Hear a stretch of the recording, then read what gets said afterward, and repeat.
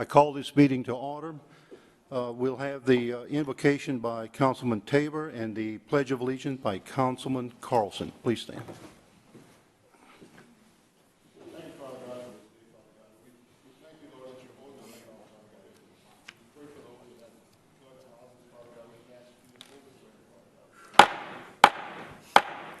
God. I call this meeting to order. We'll have the invocation by Councilman Tabor and the Pledge of Allegiance by Councilman Carlson. Please stand. Amen. I pledge allegiance to the flag of the United States of America and to the republic for which it stands, one nation, under God, indivisible, with liberty and justice for all. I call this meeting to order. We'll have the invocation by Councilman Tabor and the Pledge of Allegiance by Councilman Carlson. We welcome you to the Lafayette Parish Council meeting. As presiding officer and chair, I would like to make the following announcements. This is a public hearing. To address the council on any item on this agenda, please fill out the speaker form to submit your information to the clerk. We'll have the invocation by Councilman Tabor and the Pledge of Allegiance be given Councilman Carlson. Welcome you to the Lafayette Parish Council meeting. Is available as presiding officer and chair. I would like to make the following to the council should be handed to council clerk. A public hearing. To address the council on any when addressing the council, state your name and title for the official speaker form to submit your information to the clerk. We'll have the invocation by confrontational statement will be given Councilman Carlson. The front Lafayette Parish Council media is available as needed. Officer and chair, I would like to make the following to the council should be handed to council clerk. Public hearing. Phones to address the council at this time. Addressing the council, state your name and title for the official speaker form to submitting your information to the clerk. We'll have the invocation by confrontational statement will be given Councilman Finally, front Lafayette Parish Council media is available as needed. Officer and chair, I would like to make the following to the council should be handed to council clerk. Public hearing. Phones to address the council at this time. Addressing the council, state your name and title for the official speaker form to submitting your information to the clerk. We'll have the invocation to confrontational statement will be given Councilman Carlson. Council Lafayette Parish Council media is available as needed. Officer and chair, I would like to make the following to the council should be handed to council clerk. Public hearing. Phones to address the council at this time. Addressing the council, state your name and title for the official speaker form to submitting your information to the clerk. The invocation to confrontational statement will be given Councilman Carlson. Council Lafayette Parish Council media is available as needed. Officer and chair, I would like to make the following to the council should be handed to council clerk.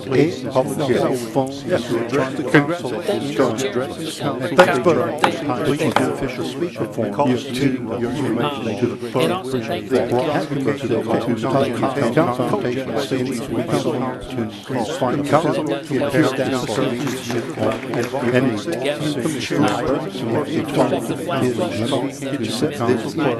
public hearing. Phones to address the council at this time. Addressing the council, thanks, brother. Please the official speaker form to your information to the clerk. And thank you to the public for making good decisions out there and being flexible with your government. So we appreciate you. Also, Mr. Chair, we have a proclamation. Ms. Como, let's see. I knew that was you. Okay. If you want to come up, please. We have a proclamation, and I think you wanted to speak a little bit to the council. No? All right. You read it? Do I read it? I'm going to read it, and then I'll turn it over to you with the chair's permission. How about that? Great. Sounds great. So, whereas the city and parish of Lafayette, Louisiana are committed to conserving resources, protecting the environment, and educating the community, and whereas No Waste Lafayette invites all Lafayette residents to participate in a week of zero waste education, action items, and solutions, and whereas zero waste is a system where nothing is wasted and resources stay in use by means of responsible production, consumption, reuse, and recovery of all products, products, packaging, and materials without burning them and without discharges to land, water, or air that therein or there threaten the environment or human health. And whereas zero waste initiatives, policies, programs, and infrastructure can contribute to reducing the impact of discarded materials into our environment, and whereas recognizing Zero Waste Week will support the commitments and achievements made by local citizens, businesses, and organizations already working towards zero waste. Now, therefore, I, Josh Guillory, Lafayette Mayor President, do hereby proclaim the week of May 16th through 22nd, 2021 as Zero Waste Week and call upon all citizens to work towards zero waste. So thank you for what you do, and thank you, Mr. Chair, for allowing us this opportunity. I turn the floor over to you. Yes, thank you so much for the proclamation. Zero waste, it's an idea as old as dirt. It's the idea that we don't waste any of our resources. We keep them circulating in our economy, creating jobs. We already do this in Lafayette. On the back end, we recycle. We have an amazing compost facility. It's the only municipal-run compost facility in the state, and it allows us to keep our green waste here in the community, enriching our soils, improving drainage, keeping erosion from happening by keeping all of our yard waste in the community and not burying it in a landfill. I don't want to take too much more of your time, but I would like to invite you to a couple of our events this week. Tomorrow at 3:30, we'll be at Vermilionville, looking behind their restaurant at the Rocket Composter. It's a food waste composting system that allows the restaurant there to keep all of its food waste on property. They turn it into a nutrient-rich soil additive that they keep there to fertilize the grounds at Vermilionville. And also on Saturday, there's a Fix-It Cafe at the Lafayette Public Library downtown. That's an event where you can bring broken items and they will be repaired by volunteers. One component of zero waste is that you repair things instead of throwing them away. And so we appreciate the time, we appreciate the proclamation. If you would, for the record, introduce yourself. And I apologize. I thought, my name is Catherine Como, and I'm with No Waste Lafayette. I'm a volunteer with the organization. Hold on. Okay, good, thanks. Thank you. Okay, Mr. Rubin. Hey, excuse me. Can- I got a question for you. Great, yes, I'm going to ask you for my wife. You say you're going to be fixing things this Saturday? yes, I was wondering, can you help me out? yes, sure. Okay, good, because I know my wife will probably want to know that. Sure. If you could fix me. We can fix your thinking on waste. Mr. Okay. Mr. Rubin, I'm going to rule you out of order.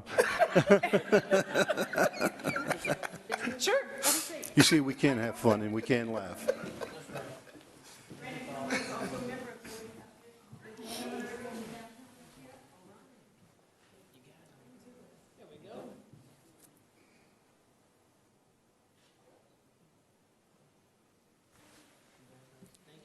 Thank you. Good. Mr. Mayor, while you're walking to your seat, and I want to comment on the first about the work of the staff last night and yourself, and I know I was one of those that was constantly texting you and calling you, and I've got to say that the response time to those issues out there across the whole area was phenomenal. I mean, I got a lot of good compliments, and I do appreciate that, not only for myself, but the citizens who were in distress in some cases where we had individuals stranded in cars, and y'all out there getting them out. And I do appreciate that, and it's a reflection of your leadership, but all these great people that you have working for yourself. So thanks. I hope you'll get some good sleep tonight. Appreciate it. Thank you, Mr. Chair. That concludes the Mayor President's report. Good. Thank you. Okay, joint resolutions. This is a public hearing, and speaker sheets are available for anyone wishing to address the council. A 3-minute rule does apply. Jeremy, please read. Joint Resolution 13, 2021, a joint resolution of the Lafayette City Council and the Lafayette Parish Council authorizing a non-warranty cash sale of the 600 block of East Pinhook Road to an adjoining landowner pursuant to Louisiana Revised Statute 47-2202B for the price of the sale's anticipated costs. Need a motion second. Been moved by Mr. Carlson, seconded by Mr. Rubin. Any council discussion? Ms. Williams, any public comment? No, sir. Please vote. District 1, Yes. District 2, District 3, Yes. District 4, Yes. District 5. Yes. Motion to adopt is approved. Joint Resolution 14, 2021, a joint resolution of the Lafayette City Council and the Lafayette Parish Council authorizing a non-warranty cash sale of 332 Hilda Street to an adjoining landowner pursuant to Louisiana Revised Statute 472202B for the price of the sale's anticipated costs. Need a motion second. Been moved by Mr. Carlson, seconded by Mr. Rubin. Any council discussion? Not seeing any. Public comment, Ms. No, sir. Let's vote. District 3, Yes. District 4, Yes. District 5, District 1. Motion to adopt is approved. Ordinances for final adoption.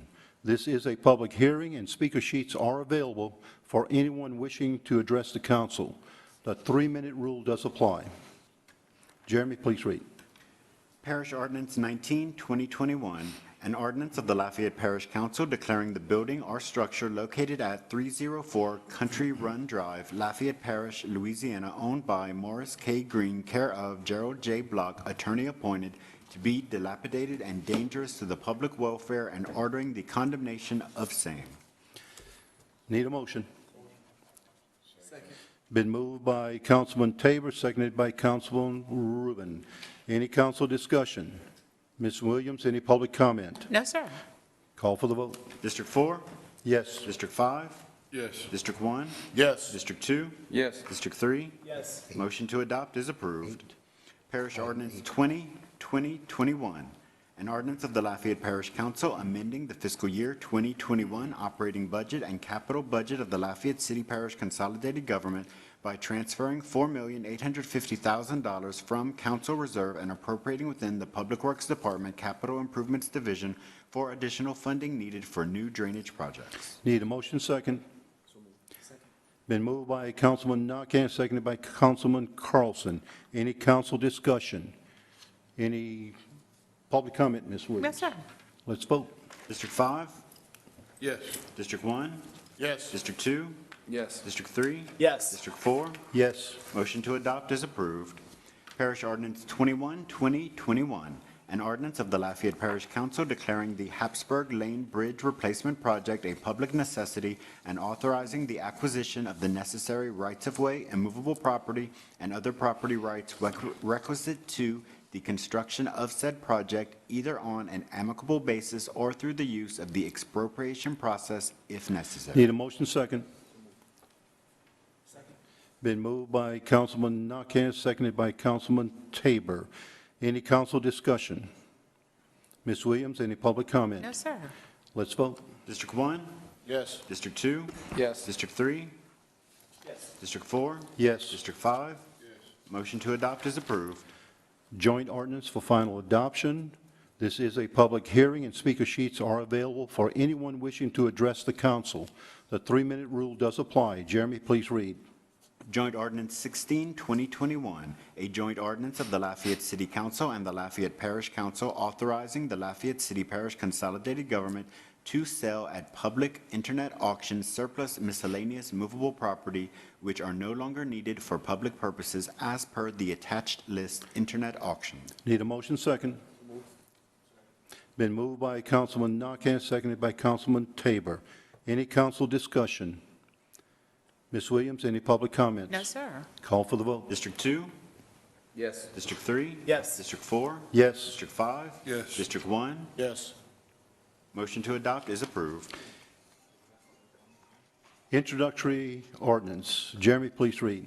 Parish Ordinance 23, 2021, an ordinance of the Lafayette Parish Council adjusting the manning tables and amending the fiscal year 2021 operating budget of the Lafayette City Parish Consolidated Government by authorizing the reclassification of 11 juvenile detention attendant 1 positions into 11 juvenile detention attendant 2 positions within the Office of the Chief Administrative Officer, Juvenile Detention Division by civil service recommendation. Need a motion second? Been moved by Councilman Rubin, seconded by Councilman Carlson. Any council discussion? Ms. Williams, any public comment? No, sir. Let's vote. District 3, Yes. District 4, Yes. District 5, Yes. District 1. District 2? Yes. Motion to introduce is approved. Meeting adjourned.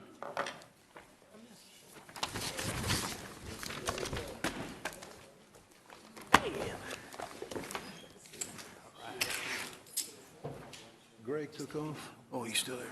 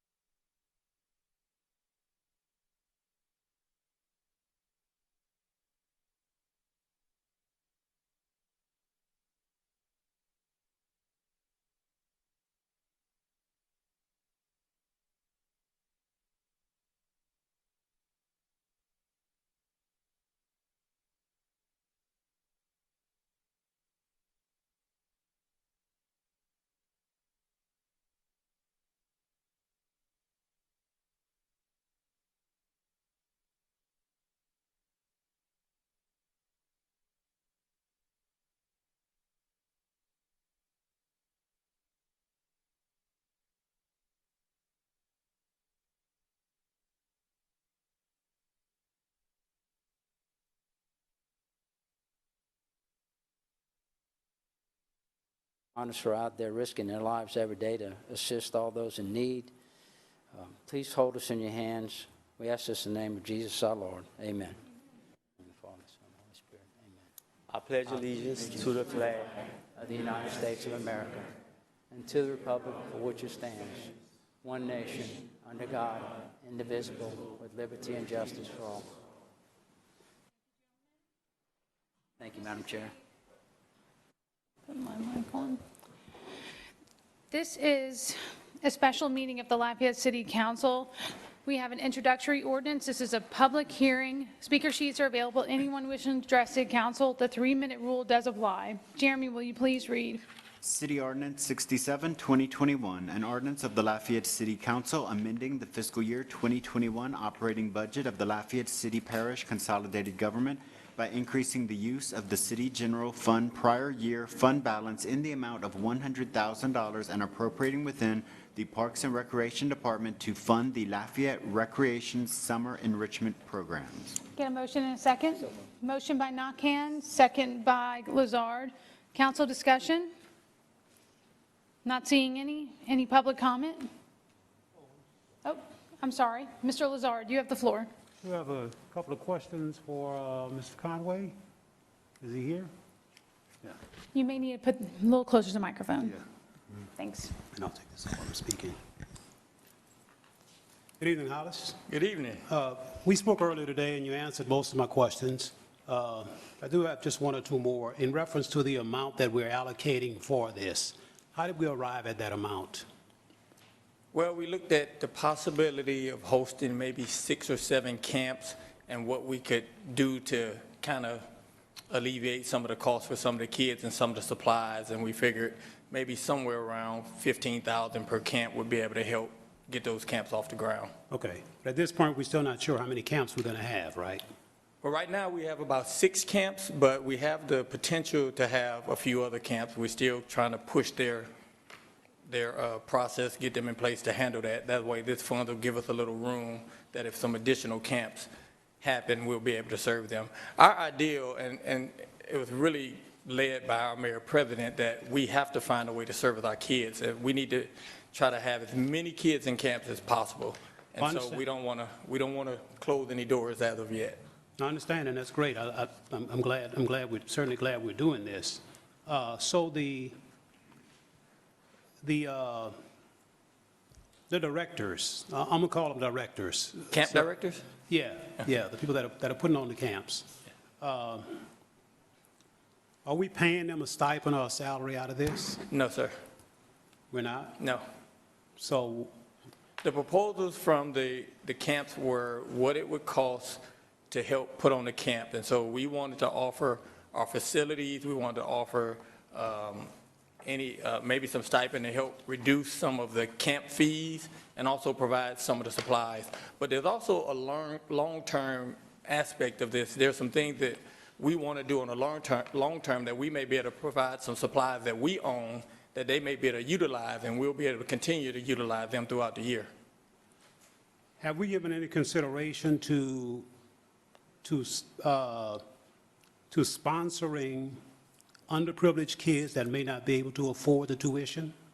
Yes, we're looking at every contingency. Granted, we got a short amount of time, so we're trying to navigate a whole lot of deals, but we want to make sure that kids that cannot afford to get to camp, and we'll help as many as we can, and then we'll reduce the cost for those who can come, and of course, there's always those who can pay. Yeah, understand it. I'm just concerned about those that may not be able to afford it. Yeah, we're going to try to help as many as we can. Mm-hmm. Okay. So it's a possibility that we won't spend the whole $100,000, right? It's just Anything's possible. Anything's possible. The goal is that, there's still camps and kids that we want to reach. So the goal is to use those funds to reach those kids. But, with the amount of time that we have, there is a possibility that those providers may not be able to put their proposal together in time. Okay, so I would just appreciate it if we do everything within our power to make these as accessible as possible, and do what we can to assist those kids that come from poor families that may not be able to afford the cost. Absolutely. Okay? Thank you. That's it, Madam Chair. Thank you. Thank you, sir. And all these camps, because this is a city council introductory ordinance, are all these, are the funds going to only city Lafayette Parks and Recreation Centers? Within the Absolutely. city of Lafayette? Absolutely. They're using our rec centers. Okay, Yes, thank ma'am. you. Appreciate it. Councilman Lewis, you have the floor. Thank you. Mr. Hollis, will lunch be provided at the camps? In many cases, they've partnered with, and I forget his name, but they were housed out of Dupuy. They're going to provide lunch, and I think LPSS also is going to provide breakfast to a couple of our camps. So they will go at the camp or be transferred back and forth like they used to do? They're going to bring it to the location. To the location. Those camps that have extended hours, they will be provided lunch. Okay. And I know you talk about the fee. So this year you're asking for $100,000. I mean, now next year will that increase to try to serve more kids, or you're going to try to keep that at that limit, or it's pretty much No, hard we to like say? to serve as many kids as we can, and our hopes are that we find camps that are self-sufficient, but where they're not self-sufficient, we obviously want to help as much as we can. So, I mean, I've not had a lot of time to research everything in the past, but what we're doing now and the approach that we're taking is a phenomenal approach. You know, when the mayor talks about public-private partnerships, these camps, they're first-class camps that have their everything together. We're going to help them as much as possible. Well, I heard you mention the mayor's name twice. Can you ask him if he's going to increase that budget next year? Hold on. Mayor, you were already buzzed in, so here you go. All right, no, thank you, Madam Chair, and thank you, Councilman. Thank you actually to all our councilmen for considering this. We all have the desire to help out our kids and give them something productive. But to answer your question, it depends. The idea is that we actually ask for less dollars and that we still provide the same service. We just didn't, as the director mentioned, we just didn't have enough time to achieve that this year. We had this discussion, I think, a couple weeks ago, you know, with these camps. They usually start planning around December, January timeframe. December, January this past year didn't look like most December and Januaries with the COVID situation. We didn't even know if we were going to be able to have summer camps. But thank you to our Parks and Recreation Department and Hollis's leadership and his other leaders in the department to actually make this happen. But to Councilman Lazard's point, we're on the same page. Look, we got to get to a point where the low to moderate income families that just quite frankly can't afford it, we need to be, we as a society, we as a city need to find a way to be able to allow those kids to have that same opportunity.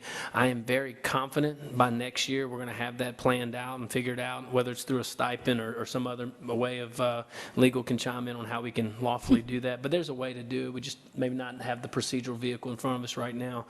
But if these public-private partnerships achieve what we believe they'll achieve, we'll be able to provide these services at less than $100,000. But we don't know is the honest answer, but we're definitely going to try to be as cost effective as we can. Councilwoman Cook, you have the floor. All right, my turn.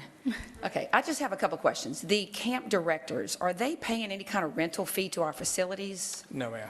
Okay. Are they keeping a percentage of the registration or all the registration personally? Are we, because I know when the arrangement that we used to have is they would pay maybe they wouldn't pay a rental fee, but we kept a certain percentage of what their registrations were. And I'm just curious. So I'm not what the model sure is. what we did before I got here. What the arrangement that we have now is that they come in and they submit a budget to me. Okay. You know, camp fees, supplies, everything that they need. And we were just going to assist them in reducing those camp fees and providing some of the supplies. Okay. Okay. So yeah, so you're helping them with their supplies. Yes. So maybe that can help them in terms of some of the Right. registration. And in some cases, like swimming, you know, we may cover the lifeguards or some things like that. Swimming is a much smaller budget, but each camp has different dynamics. And so we're working with legal to make sure we do everything proper in place. But the idea is to make sure the camp is accessible to the campers and maybe provide some of the supplies that they need. But in some of these cases, it might be better for us to purchase the supplies that we own them and that we can use for a camp-type experience throughout the year, maybe after-school programs to program our facilities. So Right. it's a win-win in those situations. No, I mean, I love that partnership. That sounds like a great partnership moving forward as well. And we have so many people in the community that are willing to do, that want to do camps within our Parks and Rec department. So I guess it's a matter of just kind of getting them lined up, moving forward. One thing we could look at for next year is sponsorships, like a sponsorship for kids. I know that I have a running program that I do, and for some of the kids that can't afford it, we go to businesses and we get a sponsorship who help pay for that, for those kids. So that might be something in the future that we look, we create a sponsorship, opportunity so that we, every year for the camps in the past, I remember we lost about $100,000. I mean, that was just, and I don't want to say it was a loss, because it was a service we're providing that's much needed in the summer for these kids, and we need to give them an opportunity to get off the street, to be enriched in any way we can. That kind of an opportunity is great for them. But it wasn't a money-making deal, and I don't think any of us expect it to be a money-making opportunity at this point either. But if we can, if we're looking at this $100,000 to help kids go to camp, maybe that need some help with registrations, that might be, and maybe too soon this summer to look, but I'm just suggesting maybe, preparing for next summer, that we look at some sponsorship type opportunities where, I could sponsor a child, or someone could sponsor a child for a summer program. So that might be an opportunity to help with funding. So, but anyway, thank you for all you're doing. I think I'm glad that we're able to pull something together for the kids this summer, and just from some of the stuff you've talked about, there's some really cool stuff that y'all have lined up. We're so, excited. Yeah, so thank you. And Alice is working on the sponsorship program. We couldn't get it for this summer, but Councilwoman Annette Cook's going to be your first donation. She just said on the radio. Write a check. I will too. So, Thank you in advance. no, but you're right on. But also, just I want to clarify, there are camps that are free. So we put them out there to LCG on the LCG Facebook page. Jamie Angel Communications, they publish it. Of course, with the storm, we hadn't been able to publish too much other than that information. But great, we're all on the same page. So, and any ideas, I welcome them from the council, and I appreciate you guys. Yes, on our Facebook page. And is it on our Facebook, our website yet? Yeah, we're going to start advertising right after this meeting. I wanted to get through this meeting before we start advertising. And things are changing. Just like one of our camps, it said up to 50 campers, they can now do 180 campers. So things are moving pretty quickly. And I think, council members, you have a list of the actual programs at your seat with the times and locations of all of them. Thank you. Anybody else? I'm not seeing anything. All right, thank you so much. Thank you. All right, do we have any public comment? No, ma'am. All right, let's go to a vote. District 1? Yes. District 2? Yes. District 3? Yes. District 4? Yes. District 5? Yes. Motion to introduce is approved. All right, I'm going to adjourn the city council special meeting, and I can then now call the 5:30 regular council meeting to order.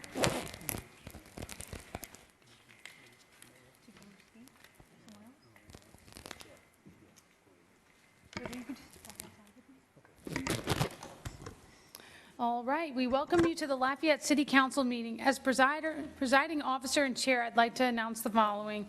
This is a public hearing. To address this council on any item on this agenda, please fill out the speaker form and submit it to the clerk prior to the call of the agenda item, or you will not be given the opportunity to speak. Staff assistance is available if needed. Items for submission to the council should be handed to Council Clerk Ms. Veronica L. Williams, seated to my left. When addressing the council, please state your name and title for the official record. The 3-minute rule will be into effect. No debating or confrontational statements will be allowed.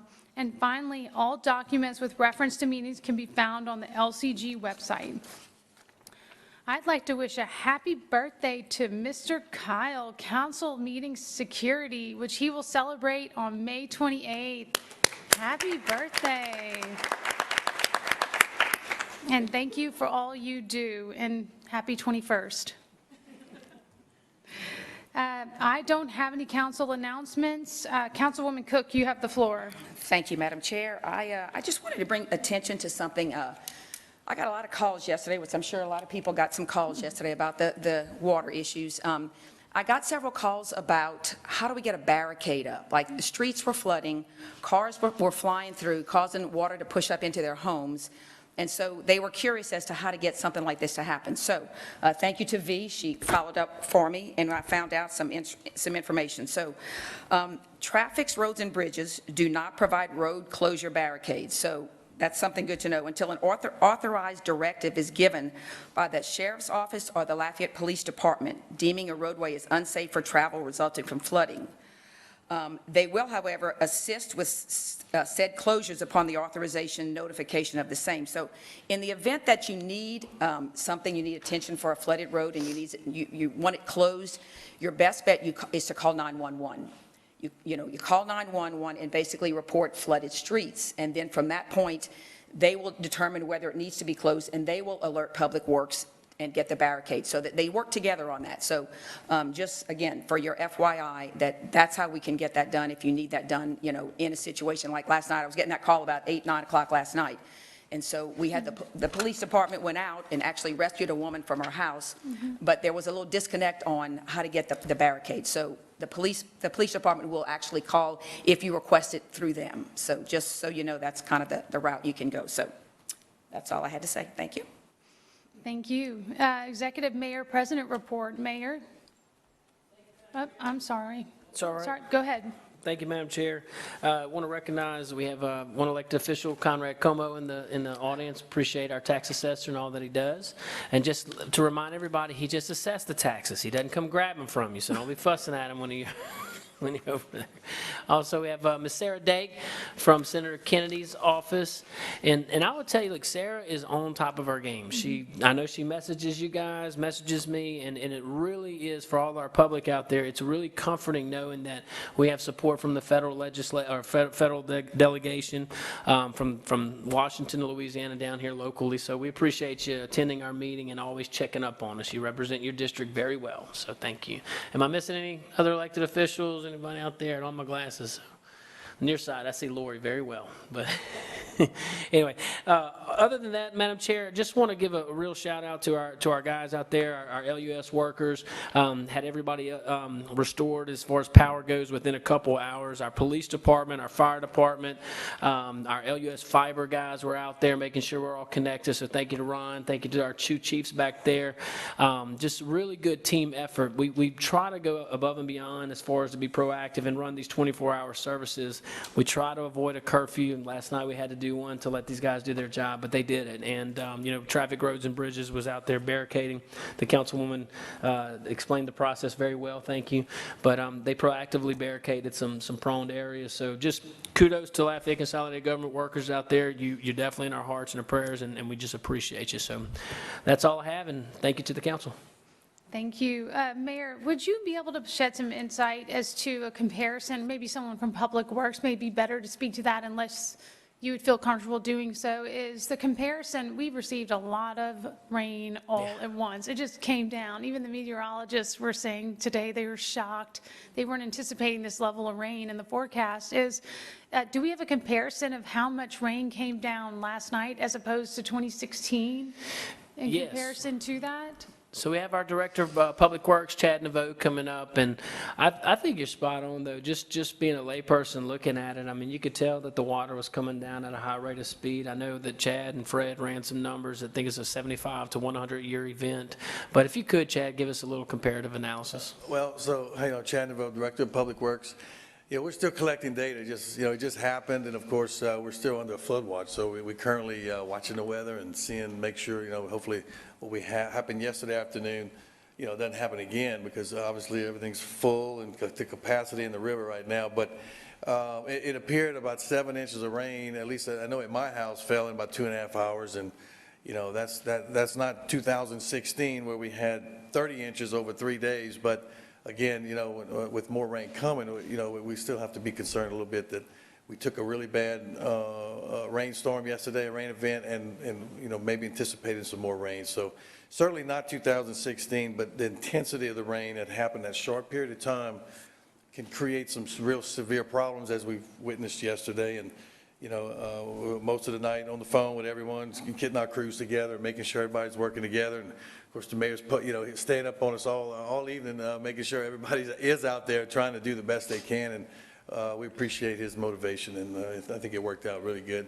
So again, we're watching to see what's going on over, the next couple of days, and hopefully we won't get any more rain, and certainly will not be at 2016, because I know the river was at least 2.5 feet to 3 feet higher than it is right now in Perfect. 2016. So this is not a 2016 event, although we did see, a significant amount of rain in a very small period of time.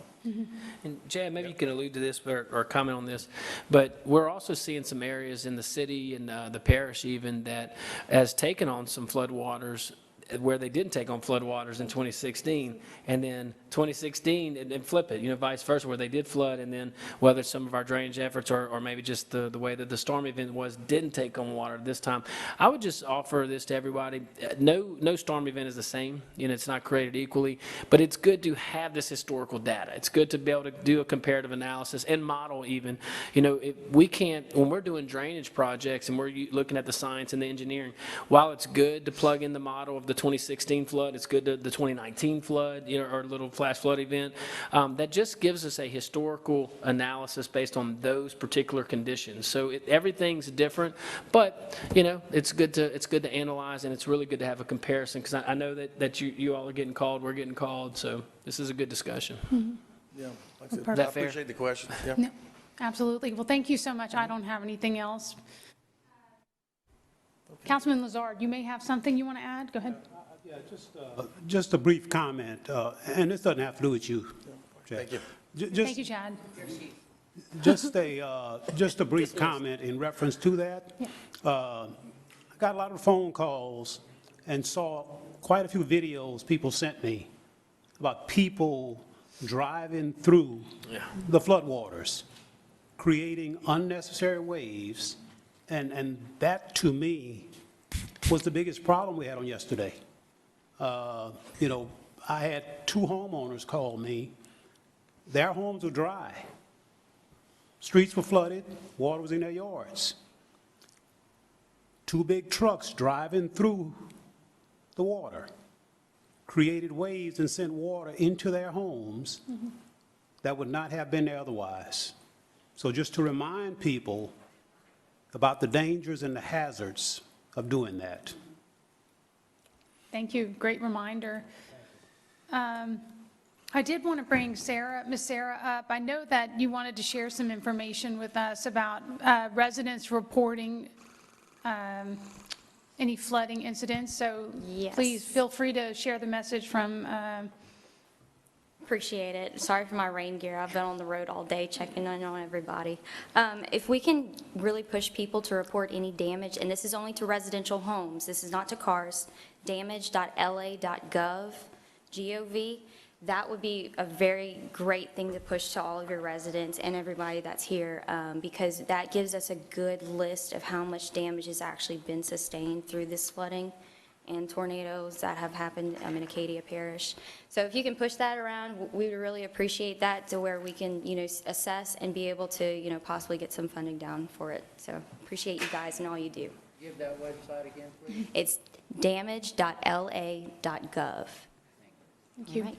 Thank you so much. And Mayor, did I see on Facebook that we also want people to report it to us as well? We had a press release for that? Yes, we do. So please go to our website. We can look at archived press releases, but also I'm going to put a note, our comms guys in here, I'll put a note to our comms personnel to put it on Facebook, and also to Sarah's website too. So you own it now, it's your website. So email Sarah directly. She'll fund it. Thank you. No, thank you. So 2 resources. Thank you very much. I'm not seeing any others, so we'll move on to resolutions. This is a public hearing. Speaker sheets are available for anyone wishing to address the council. The 3-minute rule does apply. Jeremy, will you please read? City Resolution 9, 2021, a resolution of the Lafayette City Council approving the application 202-10030 RTA for restoration tax abatement submitted by Champion Real Estate LLC for participation in the State of Louisiana Restoration Tax Abatement Program 102 Versailles Boulevard. Can I get a motion and a second, please? I have a motion by Pat Lewis, second by Nanette Cook. Council discussion. Councilman Nakhan, you have the floor. Yes, Mr. Como, may I ask you to step forward? This tax abatement is basically to offset their expenses or some of their costs involved in the rest of the actual remodeling of this building. That's correct. Now, when these abatements were originally established, they were pretty much meant as a historical value in areas to keep buildings and commerce. But of course, since our prior president came in, we had created opportunity zones. It pretty much opened up the door for anyone to apply for these abatements, correct? In most cases. Well, Depending on the opportunity zone you're in, such as the economic development district we have downtown. There's a difference between the opportunity zones and... I'm sorry, do you mind introducing yourself for the record? Yes, I'm sorry. yes. Conrad Como, Lafayette Parish Assessor. Yes. There's a difference between opportunity zones and restoration abatements. Right. So they're two different programs. But the qualification is to be in an economic development district of some sort, such as downtown economic development district, in order to be able to apply for the abatement. I think that's correct. Okay, sir, thank you. Now, this abatement we have here is going to basically forgive the tax on the improvements for 5 years. Right. And how much is that expected tax increase that we won't be collecting on the city side and on the parish side per year? That's a difficult number to come up with. I'll tell you why. What's happening with a lot of these buildings, and to give you a little history there, City Council has done this for the old Daily Advertiser building for that technology company. They did it for another technology company down near the old Antlers across the street where the public library was housed temporarily. There's another restoration abatement there, and there were like 10 others in the downtown area that were used. And what happens in this case is the technology company needs a lot of electrical work done. Well, I think you probably know better than most people in here. When you do change your electricals in your house, you can't sell it for any more than you would have before. Right. Nobody's going to pay you for that. But they're still having to do it. They had to change a chiller. Well, okay, you change your air conditioner, it doesn't increase the value of your house. Yes, you may be able to sell it quicker, but it doesn't increase the value. So the problem here is that while they're spending $5 million in improvements, it's not going to generate $5 million worth of new value for that building. So the best we can tell is probably going to be somewhere in the range of $15,000 for the city, maybe $20,000 for the parish over the 5 years. Over 5 years? Over 5 years. So you're talking $3,000 a year for the city? Yeah. Okay, all right. The only reason I was asking that is because there's some figures that were printed out and the fee calculations and stuff. Estimated 5-year tax exemption was $2.2 million. I know. Where did that come from? The state has this mechanism that they use for these programs. And if you look a little bit deeper, it says the amount of improvements is $22 million. Right, I saw that too. The building's not worth $22 million. Right. But what they do is they put in this program where it's a multiplier effect of, okay, you're going to spend $5 million, but it's going to have this multiplier effect, and this is what it's going to be in the economy. So the actual improvements are About $5 million. About $5 million, okay. So this information I was provided to us is fairly misleading, it sounds like. Let's just say it looks good. Yes, it looks like there's a lot more going into it than actually is. Yeah. Okay.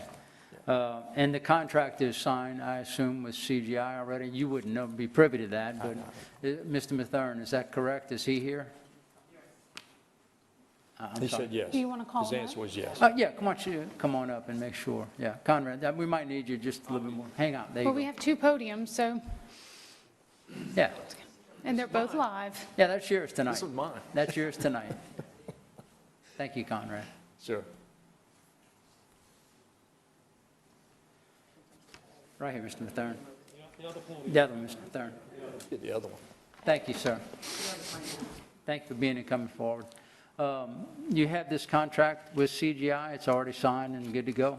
Just It is signed for, identify yourself, please, for the record. I'm sorry. I'm sorry, my name is Michael Mathern. I'm president of Champion Real Estate Yes, sir. and a partner in the Versailles Center, 102 Versailles. Okay. personally on the debt for this building. But having said that, yes, a contract has been signed with CGI, and for 3 floors. We anticipate another 400 employees to come to Lafayette as a result of this. And I'm trying to get them to sign for another floor, which would create another 80 employees, if they can get this contract.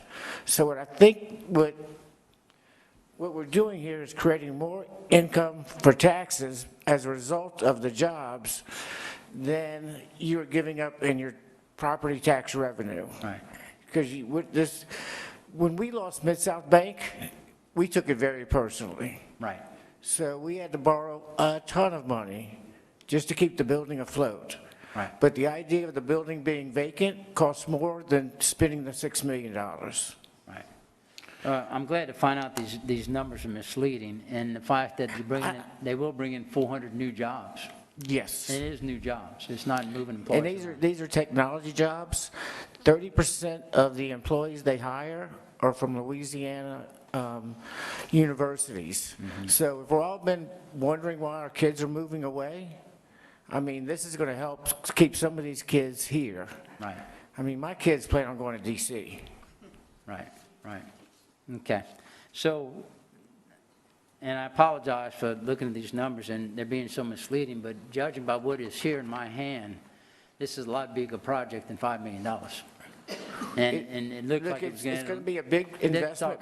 It's going to be a big. Conrad was saying, they're talking an additional $22 million in value to the building. You know, that's kind of hard to swallow. Yeah. I wish. And Conrad if you is can correct find me in an saying- appraiser or a buyer for $22 million, you can have it tomorrow. And Conrad is correct in saying that when you start doing the electrical and the depth, the mechanical and things like that, it adds no value to the building. It was fire alarm systems and all kinds of things that the technology company required, and we required a tenant, and it was the only one around. Okay. All right. Our oil field had dried up.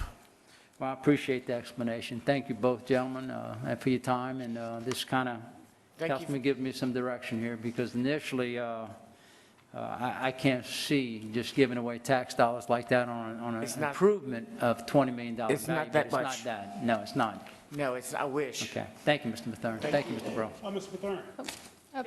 Hold on one second. Are you done, Mr. Nakhan? I'm finished. Do Thank you you. mind buzzing out for me? Mr. Lazard, you have the floor. You have any idea how much was actually put into the building, or did I miss that part in terms of bringing it up to code for them to use it? We borrowed another $6 million to put into the building. And was that primarily to accommodate the renovations for GCI on those 3 floors? Yes, we put a cap on ours, and then CGI is going to put up another $6 million because they have special requirements. But I had to replace the electrical, boiler systems, safety features, and we literally gutted a large portion of that building and had to do elevators and all these upgrades that otherwise we wouldn't have to do if Mid-South had just kept afloat. Because trust me, I was better off with Mid-South, with the cash flow that they were paying off, but apparently they invested too much in service companies, and we had a $10 million swing on the whole deal. But in terms, so when Mid-South moved out, correct me if I'm wrong, but when Mid-South moved out, yes, we really took a hit in terms of the tax base, right? Look, I took a hit in terms of all kind of things. I'm not talking about you. I'm talking about the city. Slow down just a second, okay? I know you're excited about this, but I'm talking. Sorry. I'm talking about just the city, right? The city and the parish took a big hit, right? Because taxes are based, and Conrad, you might want to step back up as well. That's correct, because what happened is the building lost value because now it's empty. Who wants to buy an empty building, or practically empty, not totally? The assets of the company were no longer being taxed, that being the movables as well as the accounts, right? As well as accounts, right? Well, accounts aren't taxed. Accounts aren't, but I mean, yeah. I mean, you lose, but you do lose the tax on what's called bank stocks. Okay, yeah, that's what I meant. So that you have that loss. So yeah, there was quite a loss in property taxes, not to mention the income from the people that were there that were spending it in the area. There was the losses, big losses, not to mention losses to the property owner as well, but yeah. Okay, there were so tax losses. when we say GCI is bringing in 400 employees, Is that counting the employees they already have, or these are 400 new employees? My understanding from CGI is this is 400. There's CGI who does the cartoons, and there's CGI Federal. Right. So this is CGI Federal, so they work for your CIAs, your FBIs, your Homeland Securities. They are the people who do facial recognition when you go in the airport. Okay. So they are the information source that keeps your country safe, apparently. Okay. So, But look, I don't ask them questions because I don't want to know too much about their business.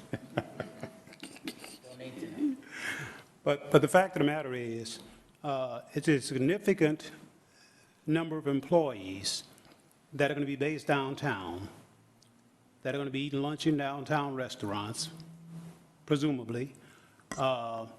And living downtown. That's what I was going to say. They're young professionals, and the downtown residential market is real hot right now, as we know. So even if a small percentage of these choose to live downtown, that's additional revenue that's going to be generated for the city. Would that be correct, Yes, Conrad? I assembled the largest tract of land, contiguous tract of land downtown, because I anticipate building housing for many of these employees, because Lafayette Economic Development has been asking me to do this for 20 years, and there was no demand. So we created demand with this tenant, because your employees at Mid-South Bank lived all over. Your employees at CGI are coming in from other places, and they're going to want to be downtown. Okay. So we're going to go invest some more money in some housing so you can have your retail, your restaurants, and all that stuff boom. And that's all because of these additional employees that are being brought. Look, I wouldn't have done it if downtown. Mid-South didn't make me. Okay. All right. That's good. Thank y'all. Thank you, guys. Appreciate it. Thank you. I'm not seeing any other council questions. Oh, I'm so sorry. Go ahead. Just in closing. I think we're done. Yeah, we're done. Thank you. Just in closing, I'd appreciate it if we would look at this as an investment that we're going to gain a significant return on. Might not be immediately, but over the long haul, we're going to gain a significant return on what I consider to be a small investment. And keep in mind, this is spread out over 5 years. True, they have an opportunity to come back and request a 5-year extension, but that's okay. We'll deal with that when it comes up. But we're talking about a 5 years spread out over 5 years. And to me, that's a small price to pay for the return that we're going to get on our investment. So I would strongly recommend that we support this. Thank you, Madam Chair. Thank you, sir. Not seeing any other council discussion. Do we have any public comment? We do have one speaker, Michael Lunsford. Mr. Lunsford, are you here? I'm not seeing him. Did he sign in to speak or just to say something? I'm sorry. He signed in, I'm sorry, he did not wish to speak. However, he opposes the restoration tax abatement. All right, thank you. All right, let's go to a vote from the council. District 1? Yes. District 2? Yeah. District 3? Yes. District 4? Yes. District 5? Yes. Motion to adopt is approved. All right, moving on to joint resolutions. This is a public hearing. Speaker sheets are available for anyone wishing to address the council. The 3-minute rule does apply. Jeremy, will you please read? Joint Resolution 13, 2021, a joint resolution of the Lafayette City Council and the Lafayette Parish Council authorizing a non-warranty cash sale of the 600 block of East Pinoak Road to an adjoining landowner pursuant to Louisiana Revised Statute 472202B for the price of the sale's anticipated costs. I have a motion by Ms. Cook, second by Mr. Nakhan. Any council discussion? Not seeing any public comment. No, ma'am. Let's go to a vote. District 2? Yes. District 3? Yes. District 4? Yes. District 5? Yes. District 1? Motion to adopt is approved. Joint Resolution 14, 2021, a joint resolution of the Lafayette City Council and the Lafayette Parish Council authorizing a non-warranty cash sale of 332 Hilda Street to an adjoining landowner pursuant to Louisiana Revised Statute 47-2202B for the price of the sale's anticipated cost. I have a motion by Mr. Lazard, second by Mr. Nakhan. Council discussion?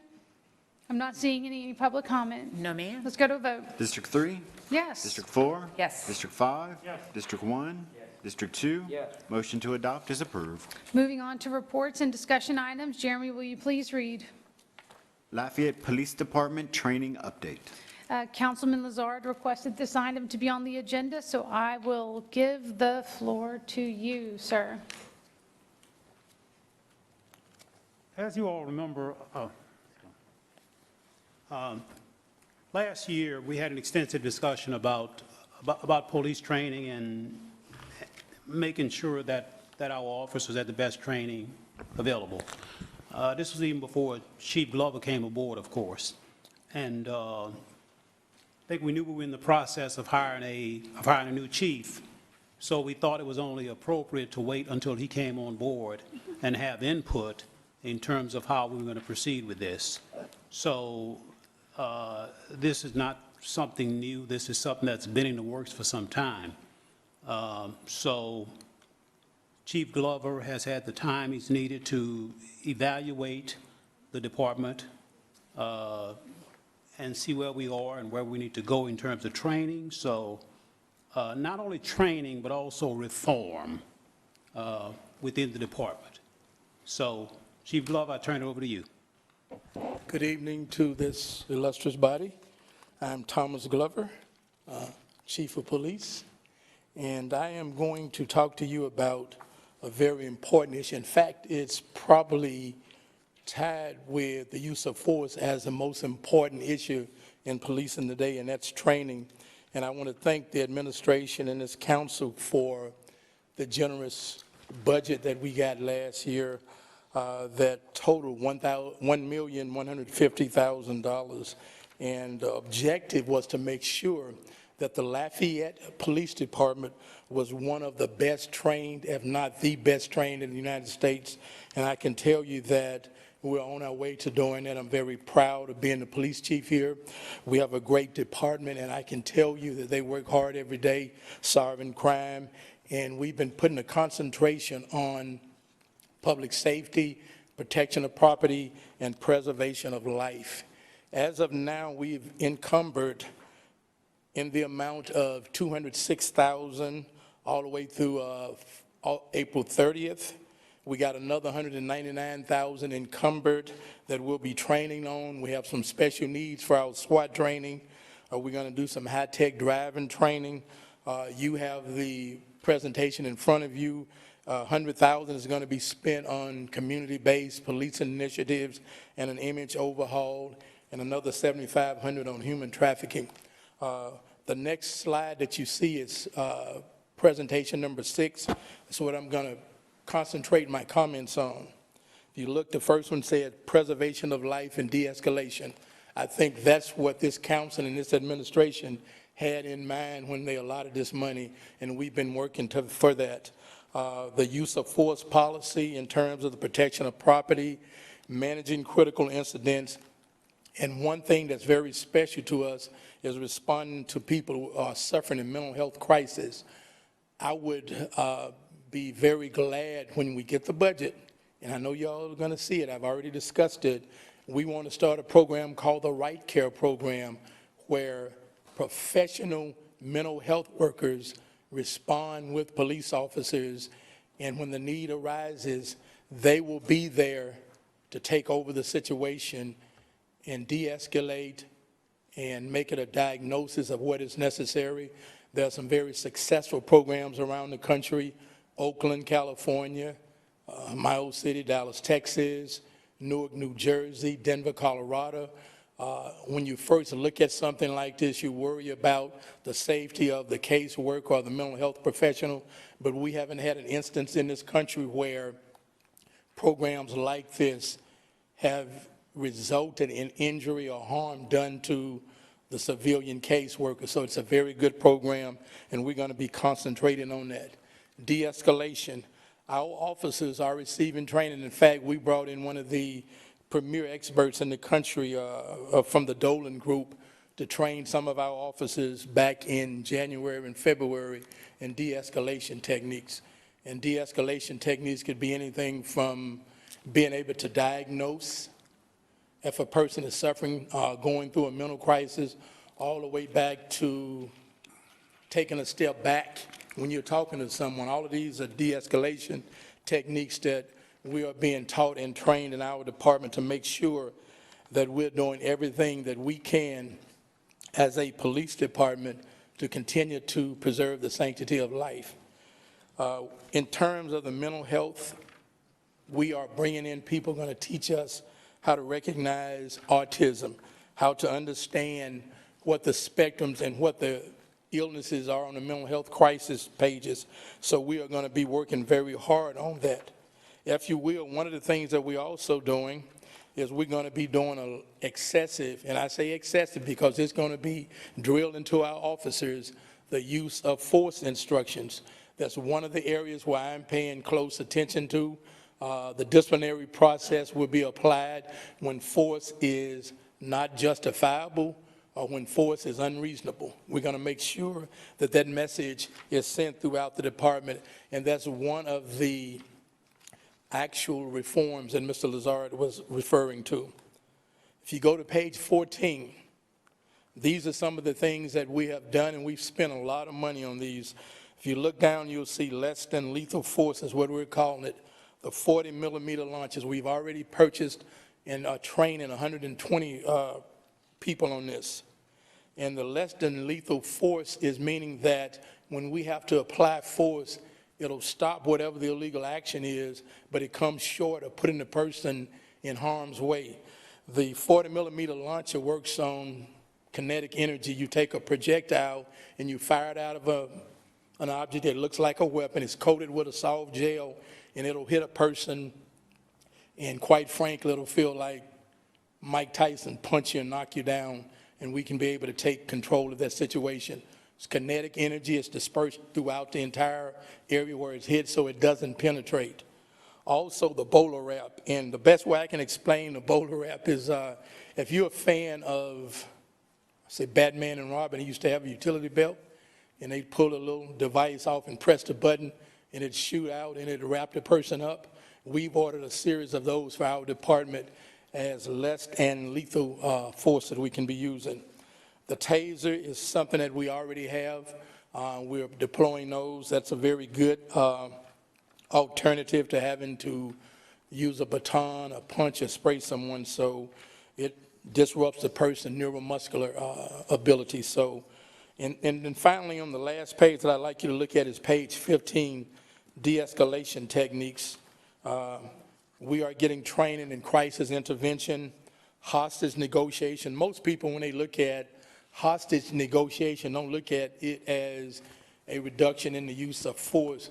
But if we can talk a person out of a situation, if we can convince a person with our well-trained hostage negotiators, and we have 11 on the Lafayette Police Department that we're constantly training, then we can reduce the incidence of having to use force to go in and forcibly remove the person. Verbal de-escalation, autism, recognition and interaction, all of these are things that we're doing as a department to make sure that our officers who are well-trained, some of the best trained in this country, are reducing incidents where we have to use force. Any questions?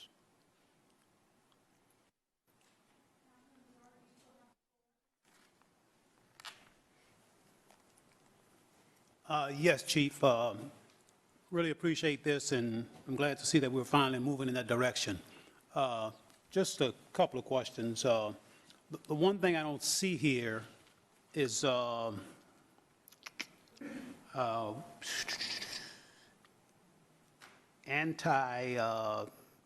anti-bias training. It's the one thing I don't see here. Yes. Has any consideration been given to to that? We have done anti-bias training, and we'll be continuing with anti-bias training in the future. Everything that we trained in was not put on this. I have a list of about 2 pages, single file, that I can supply to council on everything we trained on. But one of the things that I did was trying to pick out those things that would indicate that we're moving toward resolving issues without having to resort to force. But we have had anti-bias training, and we're moving on some of it in the future. In fact, before October 31st, we'll probably have another 3 or 4 sessions of that. So the plan is to teach that to all officers, I'm assuming, at some point? Yes. Training is continuous. It's not just this year. Yeah. I'm hoping that we can get some funding for next year to continue with this, because it's an ongoing process, and it's a very important issue for us. And we actually have to pull officers off the street and put them through the classes. And when we do that, we reduce the number of people that are out responding to calls. But what we want to do is make sure everybody does get the training, so it is strategically planned out over a period of time. I would assume that we'd still be training people this time next year on some of these things that I'm talking about. Okay. What about psychiatric evaluations? That was one of the recommendations that was made by, and I'm not taking credit for this, that was actually a recommendation that was made by Parish Councilman A.B. Rubin. Mayor, you remember when we had the conversation about this last year? And that was one of the recommendations that A.B. made, that we strongly said we thought was a good idea and we were in support of. That's correct. And we have, and you probably can talk about it, Chief, both internally and externally as well. And there's even this training emotional CPR that has been talked about over the last few months that I definitely would wrap my arms around it, and any type of behavioral component that we can add to our officers, for our officers, I would support that. Because we know we start out, our police officers, do they have to undergo a psychiatric evaluation at the time of hiring? Yes. Okay.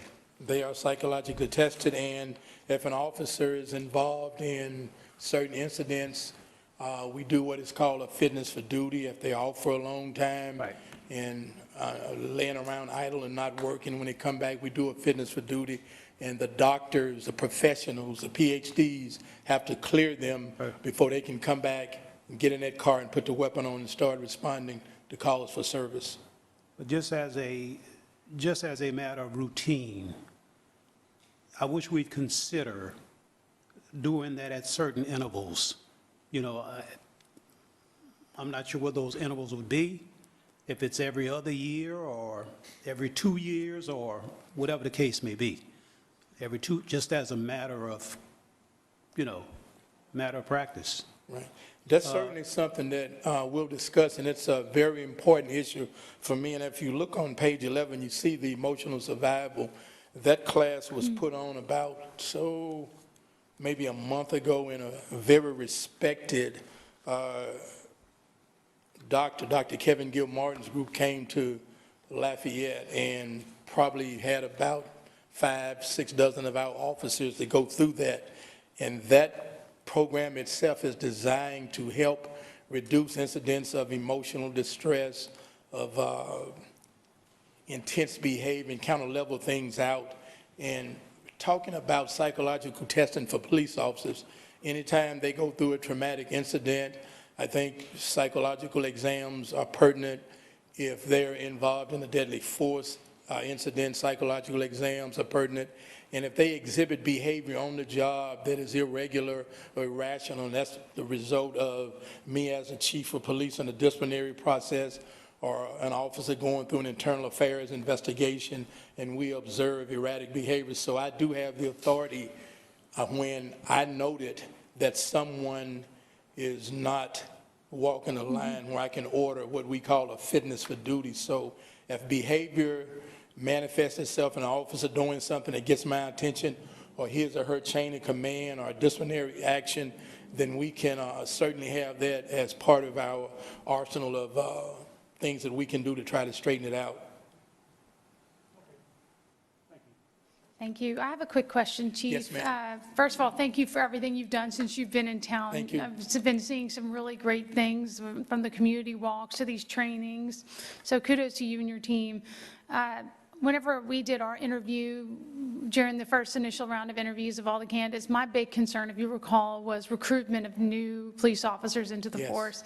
Because there's just, you know, for me in my district, is may have different concerns and issues than other members of the district. Is I have a lot of businesses, I have a lot of residential, so pretty unique situations out there. And I find that, you know, we have 4 people assigned to my precinct, and I think it's similar across all of our districts, is where are you in the efforts of recruiting more police officers that we can have on the street? I know you were doing some, I don't know if now's the time for maybe you to speak to that. Right. 3 weeks ago, we reinstituted our recruiting officer position, and since that time, we've actually had a testing process at Turlin, which was 12 days ago.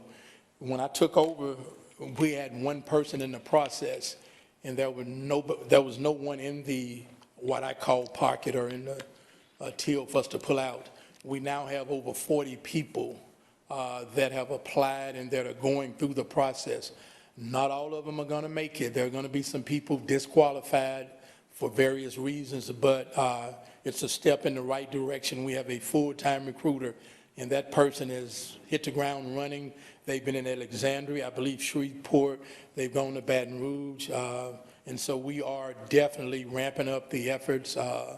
You will see in the upcoming budget, I'll be asking for more officers, and so that's something that I am definitely very passionate about. I think that, you know, like last night, people didn't notice, but between 6 p.m. and 6 a.m., the police department responded to over 300 calls for service. Yes. Thank you for that. And with the people that we have working the streets, that is astronomical. I wish I could call them all in and give them a steak dinner, but, you know, let's get them some help. Yes, absolutely. Well, thank you for that. I know I speak for every council member when I say we appreciate those efforts. So thank you again, and let us know how we can help recruit more police officers. Thank you. Thank you. I'm not seeing any other council members. Oh, I'm so sorry. Councilman Lewis, you have the floor. Yep. Thank you. Chief, I just have a quick question. Yes, Your sir. training, is it an ongoing thing once a year or every so many months, every day, or how does your training It's work? ongoing. It's ongoing. Training is mandated by the state statutes, and so that's annual training. But the training that you guys gave us the money for, we're doing it constantly all the time. We might have some week after next. We have it scheduled all the way up until, I believe the last date I saw was October 20th or the 21st, so it's ongoing.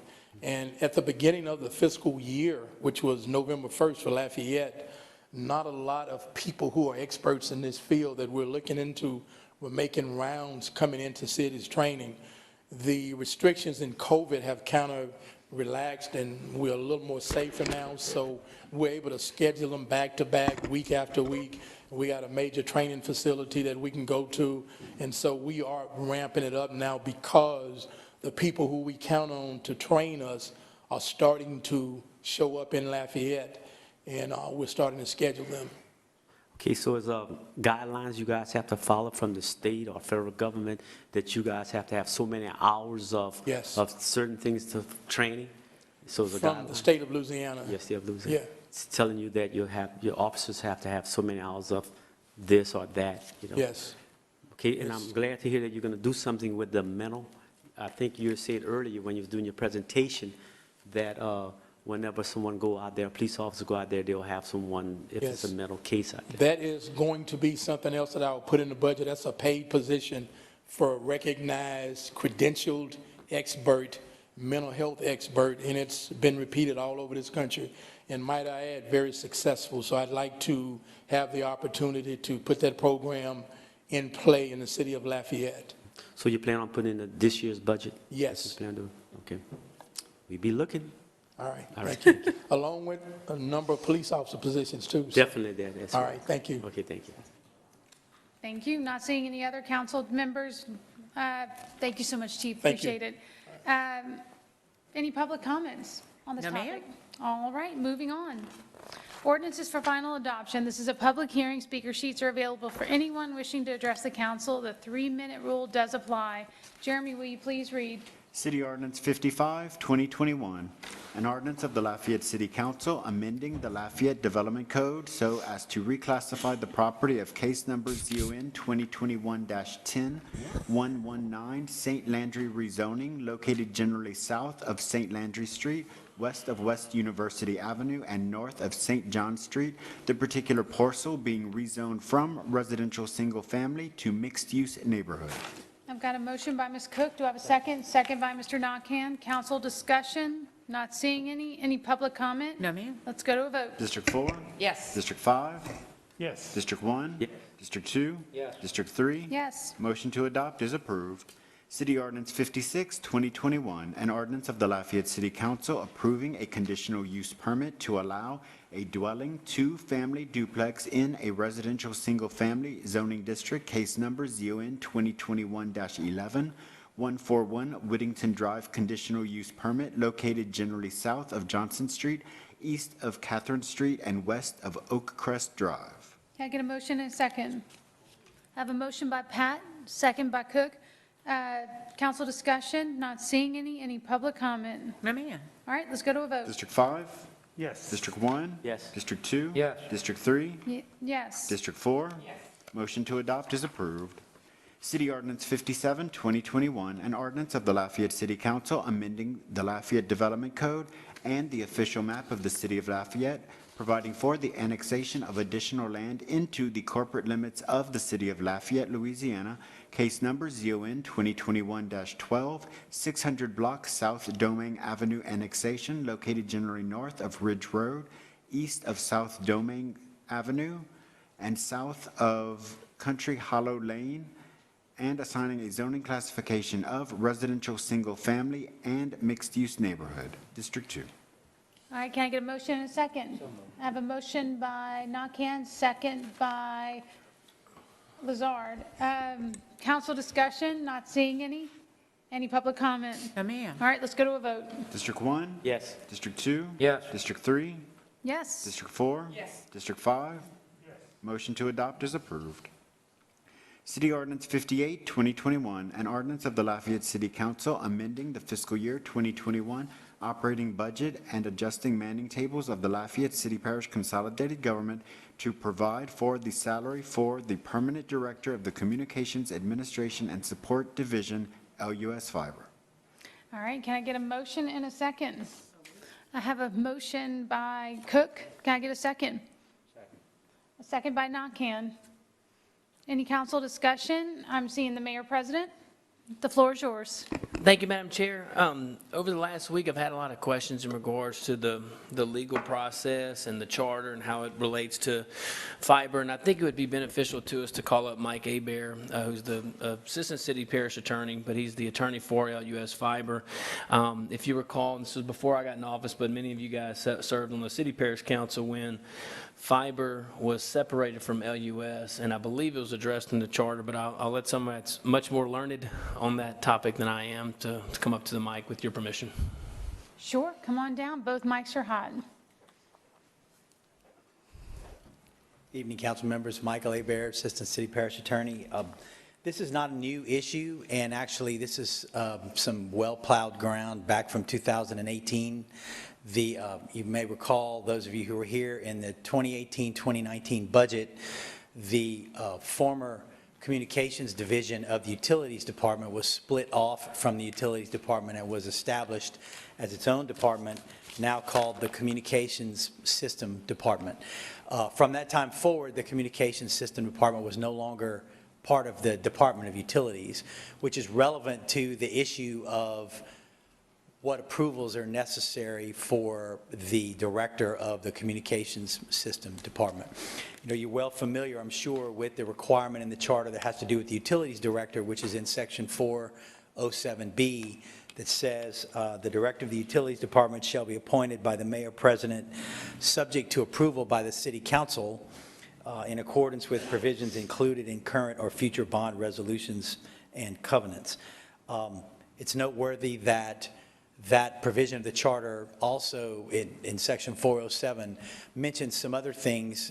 It mentions the Lafayette Public Power Authority. It mentions any division that might be spun off from the Utilities Department in the future. Yet, in reference to the appointment of the Utilities Director, it only says in 407B that the approval of the City Council is required for the Director of the Utilities Department. So for that reason, there is no council requirement for the approval of the Director of the Communications System Department. We gave that opinion to the then sitting council in 2018 as well, so this is kind of a repeat of that, but as the Mayor President said, I know there's been a lot of questions in recent weeks about that, so we dusted off those old opinions, took another closer look at it again, and sort of reconfirmed that in fact was the case, not only under the pre-amendment charter, but also under the post-amendment charter as well. You have the same situation that applies there. In situations in which the council doesn't have approval of directors, we default to the general rule in the charter, which gives the Mayor President that power. There's a number of provisions in the charter that deal with that, most notably Section 401 provides explicitly that the directors of all departments created by or under this charter shall be appointed by the Mayor President and shall serve at the pleasure of the Mayor President. It goes on to say, except as otherwise provided by this charter, but there is no except as otherwise provided here with regard to the Communications System Department Director.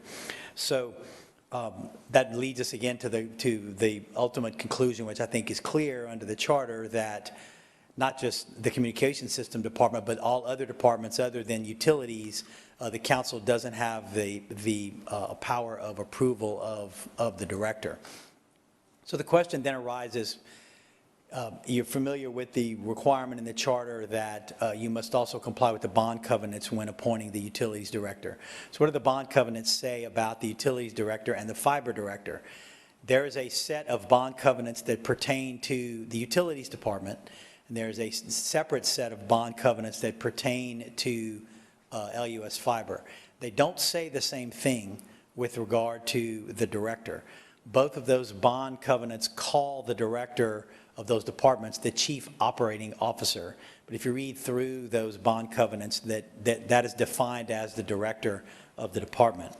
So with regard to the utilities bond ordinance, there's a specific section 1.1 that says that the consulting engineer for the utility system must approve the chief operating officer for the utility system, which is defined as the director of utilities. I mean, that's clear. We all agree on that. That's been the case probably since the late 1940s, that's ever since there have been bond covenants in place, that's been the situation. There's not a similar provision in the bond ordinances of the Communications Division. Specifically in the ordinance that authorizes the outstanding communications revenue bonds. And for those of you keeping score, it's section 9.1 of those covenants. It addresses the role of the consulting engineer in the operations of the Communications Division, and it does not contain that same requirement that the consulting engineer approve the director of the Communications Division. I would point out that those two sets of bond covenants make it clear, they make a clear distinction between the communications system and the utilities system. They specifically define those two things differently. So I think it's clear if you slap all those things together that approval of the consulting engineer is not required for the fiber director. And again, this is kind of a repeat of some things that we talked about in 2018, and I think subsequently as well, when the interim directors were first appointed, we gave a similar opinion. So all that together leads to the conclusion that there's nothing in the charter or the bond covenants that requires that the council or the consulting engineer approve the director of the communication system, which of course we know is not the case for the utility system. So I think there's a clear distinction there, and I hope that clarifies, even though it's kind of a repeat from a few years ago, of the distinction between how the charter and the bond covenants treat the utilities director and the communications system director. if you have any questions about that too, I'd be happy to answer them. Mayor, do you have anything else you want to add? Several, but not for Attorney Abear. I think Councilman Lazard had a question. Well, we have a few people that have questions. Do you want to just take them as they come? You want to buzz out? I do, Madam Chair, Oh, but you I'm have going something you want to add? Yeah, but it's not on topic with this, but whatever you want to do, I'll defer to you. So I would like to also to call up Mr. Mesh to answer some questions, because there's, I think y'all deserve to be able to ask him some questions directly. So my recommendation would be for the council to ask any questions on the legal side, and then maybe we can turn to that, but I'll defer to whatever you want to do. Yeah, I tell you what, let's let council members speak, and then as people need, you guys just stay front row, stay close, and then we'll just go in line, so. But while I have the mic, I will say this. Yes. I believe, and it's still high, but You still have the mic? I know I join in y'all's support for LUS Fiber, and we all want to get this right. And quite frankly, we have to get this right, because we have a $110 million debt out there. It wasn't always $110 million. It kind of went down, and LUS loaned it some more money, but we're looking at about $110 million. We have to be competitive. I believe in this director, and I think after you guys talk to him, y'all will see what I see, or at least a glimpse in what especially his leadership and his management, but his experience and his subject matter expertise. But we have got to get it right. 17 years ago when fiber was created, I'll be honest with you, I looked at it a little differently. I think a lot of people did. I looked at broadband and connectivity as more of a luxury. 2020's taught us a little bit. Yeah, really, look, fast forward now. You can't look at it that way. This is utility. And now we have companies that are very competitive in our state, very competitive. Since LUS Fiber's been in Lafayette, look at the competition that it's brought to Lafayette, where our citizens are better served. But we, as fiduciaries to the city of Lafayette, that are dedicated to protecting the city of Lafayette, dedicated to protecting the finances of the city of Lafayette, owe LUS Fiber and its customers the ability to compete, and we have to be competitive when we choose our chief operating officer. I have some other data as far as like salaries and things like that. I know that's the real issue of this particular ordinance. I'll hold off on that for a little bit unless you guys have some questions, but I'm very eager. Y'all ask Mike all the tough questions, but y'all really ask Ryan the tough questions, because he's the guy that's going to lead us in there. His plan to make LUS Fiber competitive and grow it and grow its customer base and put it in a position just like LUS to pay an ILOT, everybody wins. The citizens of Lafayette wins. LUS Fiber can finally pay off this debt that we owe, and we have to do it. And by the way, there is no private sector in the telecommunications market. It used to be a private sector. There is no private sector. We have companies that go under the cloak of a private sector industry. They get more money from the federal government than LUS Fiber's ever gotten. So we owe it to our people to be competitive. This gentleman will get us there. Can you mind buzzing out so I can let the next person? Thank you.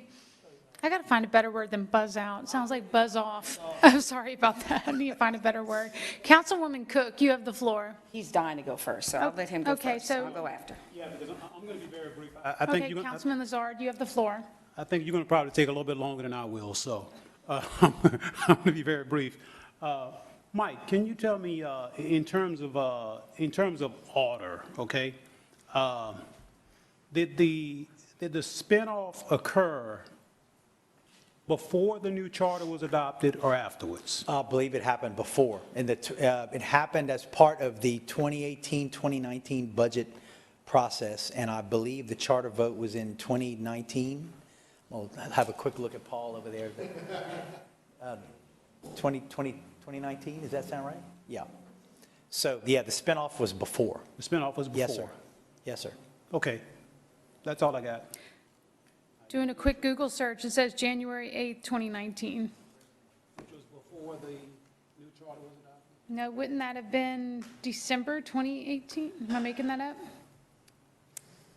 I guess, I tell you what, do you have someone here who can help get a clarification on that? I can hop on my laptop a little bit later and find you when that election was, when the charter election was. I think is what we're looking for, right? Yeah. So let's get clarification on both dates, please. Okay. Thank you. Sure. Yeah, if you don't mind, before we vote, we'd like clarification on that. Thank you. Okay. Is that all you had? Yeah. Okay, and then Councilman Lewis, you have the floor. Yes, I just want to make sure we're talking about a bond. I think it's about $110 million, something like that. The debt, right? So what happens? I'm trying to figure all this out. What happens if we decide not to a lot of these gentlemen, I know we can't, from what I'm hearing, you're saying that it's not up to the engineering consultant firm, it's up to the mayor president to decide who he wants to put in office and the pay and what have you. My understanding is correct, that's what I'm hearing? Yes, sir. Okay, so what happens if we decide, as a council members, decide not to allow this? What happens to that debt we have? I think I have to sort of take issue with your question, and I don't mean any disrespect in how I'm answering, but Yes, I yes. don't think the council has the authority to disallow it, is my point. That's That I what I'm think saying, that's right. the mayor's prerogative under the charter. Okay. So the council doesn't have a right of approval Okay, of this that's- particular appointment. You answered my question right Yes, like that. I like that. Okay, thank you. Finish. That's all, Mr. Lewis? Yes. You mind closing out? Councilwoman Cook, you have the floor. Okay, my turn. I'm actually over all of that. I mean, you propose, I mean, you have the authority to do what you did, so I think we've established that as far as I'm concerned. I'm actually talking to the actual ordinance that we're looking at today as far as salary. So I have a question. What is the actual salary we're proposing? Right now, we're budgeted for 125. That was what his salary was budgeted for. What adjustment are you proposing for? Hold on. We got to come up with some. You're so buzzed. this is open. How You're about that? buzzed and hot. There you go. Buzzing hot, Mike. I'm All trying right. them all out. So I have a few little data points. I appreciate that, and also appreciate the clarifying point that technically, yeah, the council can deny this raise. This is the ordinance on point. So we were requesting $175,000. Let me give you some things to consider. So CTC is fiber's engineer of record, but they're subcontractor Burns and McDonnell, which is LUS's contractor, consulting engineer. CTC is a consulting firm that offers independent strategic, technical, and financial guidance primarily to public sector and nonprofit entities such as state, county, and local governments. So they recommend anywhere from $120,000 to $210,000. So we also used Linked Executive Search, which was is a firm hired to conduct a director search at this level, executive searches, COOs, CEOs. They're a niche recruiter skilled, a facility at filling hard to place positions, which I would say running the telecommunications market is a very hard to place position. Definitely one we want to get it right. Linked Executive Search is a Forbes top 10 for best executive recruiting firms in the nation 2 years in a row. We got the best of the best because we want the best of the best. Their recommendation was anywhere from $236,000, and that's $175,000 base salary plus 35% bonus. We can't do that as a municipally run telecommunications market, but $236,000 to $325,000. We believe that at $175,000, if you take in the total compensation of this position with benefits, we think we're in that competitive range. The bottom line is, as Councilman Lewis said about paying off the debt, if we don't get someone hungry, if we don't get someone with entrepreneurial experience, if we don't get someone that has the thirst to do something different, to make easy wins, to make tough decisions, we will be behind. This salary that we're proposing is competitive, but it's not unfair. Look, I'd love to be able to propose a $325,000 salary for you. I don't think that's fulfilling our fiduciary duty, okay? I think 175 is fair, but it's also competitive. And the last thing I want to lose is someone at this gentleman's caliber, and again, ask him all the tough questions you have. The last thing I want to do is lose someone like this to another competitor when it's easy to be competitive in this situation. The salary on its face may look a little lower, and it is. You can make more money at our competitors. But we believe with the total package that we're competitive, and I believe that the product that LUS Fiber delivers to Lafayette and to its customers is very competitive in and of itself. So I know that you're honored to be there. Okay, well, I did a little research of my own, too. Good deal. So I actually did a little research on other director salaries, averages. In New York, $96,000. Louisiana, where average is $75,000 for a director of a fiber optic company. Texas, $68,000. California, $75,000. I looked at CGI, which again is another company along those same lines, and they pay $162,000, but they also have 76,000 employees. I mean, we're looking at, I believe, 77 employees, and I mean, I feel like we budgeted for 125, if we're going to be responsible and, do our fiduciary duty, which I believe we should be doing as well right now with the debt that we already owe, and it's nothing against you at all. I mean, I am looking at the numbers in terms of what I feel like we should be capable of paying at this point, and I'd like to offer an amendment that we amend it to 125 at this point and start with that. Councilman, if we, first of all, with all due respect, you're way off. To run a telecommunications company, that's way off as far as a chief operating officer. It just is. Okay, I mean, again, we have probably the best recruiter in the country. Give me another recruiter to hire a CEO, a COO type that's been in the Forbes. That's not Forbes of Lafayette. That's not Forbes of Louisiana. It's Forbes of the United States. Forbes top 10 in best executive recruiting firms for 2 straight years to give us this recommended salary from $236 to $325. Look at our direct competitors from telecommunications market that are actually competing with LUS Fiber. I'm telling you, you want to pay off the debt, be competitive. But paying off the debt's nothing. We want to be better than that. We want to be better than just paying off our debt. But we can't continue to have the product that we've had for the last 17 years. We can't. We're behind the power curve. Some of that is in some strategic decisions that were outside of your control and outside of my control. But I do know this.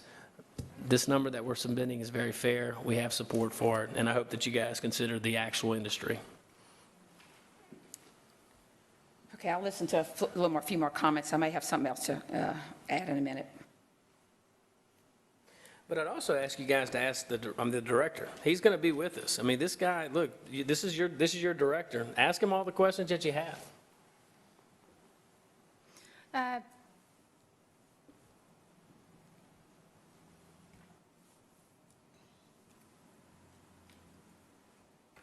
Councilman Lazard, you have the floor. Just out of curiosity, and this is not directed to you, Ryan, how long was the former interim director in that position? Was it Kayla? Year and a half. Kayla was a year and a half. About a year and a half? Yes, sir. Okay.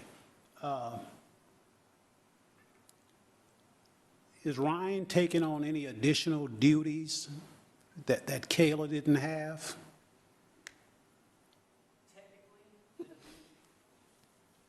Go ahead. From a pure factual basis, looking on the face of the document, no, but his business model is quite different, and it justifies this. He's worth more than what I'm asking you to pay him. What do you mean by his business model is different? Well, why don't you ask him, Councilman? I'm giving you the opportunity to ask a director all the questions that you want to ask. If you want substantive information, this gentleman is very well versed, very educated. I had the benefit of having, and I'm offering to you, I've had the benefit of a Forbes top 10 search committee. So I was just asking the question, and you started answering it. So, that's fine either way. So the question was real simple, okay? What additional duties does he will he have that the former interim director for a year and a half didn't have? That's all. Okay. And you say there are no additional duties, but his business model is different. And I'm just asking to explain what that means. That's correct. And this position was open. The interim director, who I'm very thankful for, who is still with LUS Fiber, who did a great job while we were transitioning through a world pandemic, kept LUS Fiber afloat. She had the opportunity to apply for this position, and should her qualifications and her ideas and her visions justify an additional salary increase, I would have pushed for that too. She did not apply. Thankfully, she's still with us. And I do implore the council, with all of your questions, to ask the director any questions that you have. And that's my question. Well, that I still haven't got an answer to. I think the mayor's trying to ask, if you feel to ask the question to him, he's wanting you to direct it to him, so. It doesn't matter who answers it. Or if not, that's fine. It doesn't matter who answers it. The mayor was speaking for you, I guess. So can you answer that question? Explicitly, what's going to be the and difference? Introduce yourself, please. Good evening, Ryan Mesh, LUS Fiber. Yeah, just want a clarification as to what exactly that means, that your business model is different. Can you expound on that for me? Yes, sir. So some of the big keynotes is that we're going to go after different markets. Some of that's a competitive confidentiality, but competitive markets that have a higher rate of return, diversifying our services as far as creating an office of innovation where we're going to go and actually offer some level of consulting services. We have a lot of bright men and women that have been there since the beginning. So we're going to increase revenue in different ways. So that's not only going to be hitting different markets, being more successful and whenever we do spend capital dollars, but we're also going to be expanding. So we're going to be able to leverage some of this broadband stimulus money. We're actively researching how to grow our network. So I think it's going to be in the very short term, we're going to see a different LUS Fiber footprint, revenue opportunities, along with a long list of successful and some wins. And also, I'll amend my answer. There are additional duties, just with the expansion of the market, just the expansion of the customer base, just the expansion of the product base that you will be managing and leading, ideas that I don't even know about that you brought to my attention because that's not my expertise. So, yeah, I amend my answer. There will be additional duties. Okay, that's fine. I guess then my next question, this is probably a rhetorical question, and that would be, how come we wasn't doing none of this stuff before for a year and a half? Thank you. Hey, that's my question too, and it's not just a year and a half. I think for 10 years when you had, and we don't have to beat this dead horse, but, for 10 years we had, look, we had an unlawful subsidy from LUS to LUS Fiber that didn't invite the entrepreneurial spirit. We had somebody or a system in place that didn't invite that hunger. You know, that the year and a half comment, I'm very thankful for the year and a half that Kayla served as our interim director. Again, world pandemic, a lot of moving parts, a new mayor president that's learning some things, still learning some things, a new council, new form of government. Look, she did a great job keeping LUS Fiber afloat and actually getting new customers. As a matter of fact, under those conditions, I'm surprised that she did so well. So very thankful for her, extremely thankful. Now, another thing, you have to understand, we're kind of putting Ryan on the spot. I know you had some thoughts that you had put together for the council. It wouldn't bother me if we did a presentation on LUS Fiber. This is your asset. This is the city of Lafayette's asset. But we're talking about if you take Ryan Mesh out of the way, you should not make this decision based on one individual. You really shouldn't. You should base it on: are we going to be competitive for LUS Fiber going forward? Are we going to have a COO position that we don't have to worry about being at an unfair advantage to compete with the telecommunications market that we're in? We hear all the time, run government like a business. This is a business. Unlike Parks and Rec, where, yeah, we're okay with not making a profit because it's a service, this is a business, and we have to set up its foundation to be competitive. We're asking, actually, I'm directing this director to be competitive in that industry. We need to be competitive on who we fill this with. So don't make the decision based on an individual. Make it on the pure notion that you support LUS Fiber. So my question wasn't meant to be an attack on Kayla. It's Kayla, right? Correct. Yeah, it wasn't meant to be an attack on her by no means. Thank you, Madam Chair. Thank you, sir. Councilman Lewis, you have the floor. Yes, so Ryan Mesh, correct? Yes, sir. Okay, what are your plans on moving LUS Fiber, just moving forward from, say, since you got hired? So to in the future. So just what I've done since I've been hired, or is that what you want to kind of say? Yeah, So we can go on that. So just in the short time frame, we've went from having business installs that were averaging 2 weeks. That was a big concern. We're losing customers. We average 4.3 days. We now do next day and same day installs. We're highly competitive, but we were running at a different pace. So now we're really going to push the envelope. We can no longer just sit. Our competitors are continuing to grow.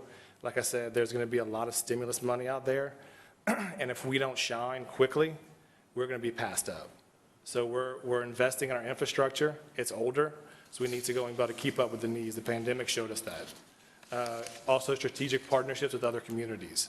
So these other areas around Acadiana that just are underserved, essentially broadband and high quality broadband access is going to determine what cities thrive and which cities don't make it. So we're able to leverage our unique infrastructure to go and not only increase revenue, but also help our community partners throughout the parish and outside the parish. And as far as employees, because I remember some time, I think when we had the freeze a couple of months ago, around in December, somewhere in that area, that I had a lot of constituents complain about they wasn't up. I mean, they didn't have enough, I guess there was not enough employees from fiber to bring them back online. There was a lot of business people stayed downline, offline, because of the amount of help they were getting from LUS. And they were complaining about LUS Fiber, and they were complaining about when they would make calls, they kept telling them that, well, we sent someone out there, but unfortunately, we did not have enough employees. Am I correct in understanding that, or it was just a say-so? No, that was, were you talking about for the storm?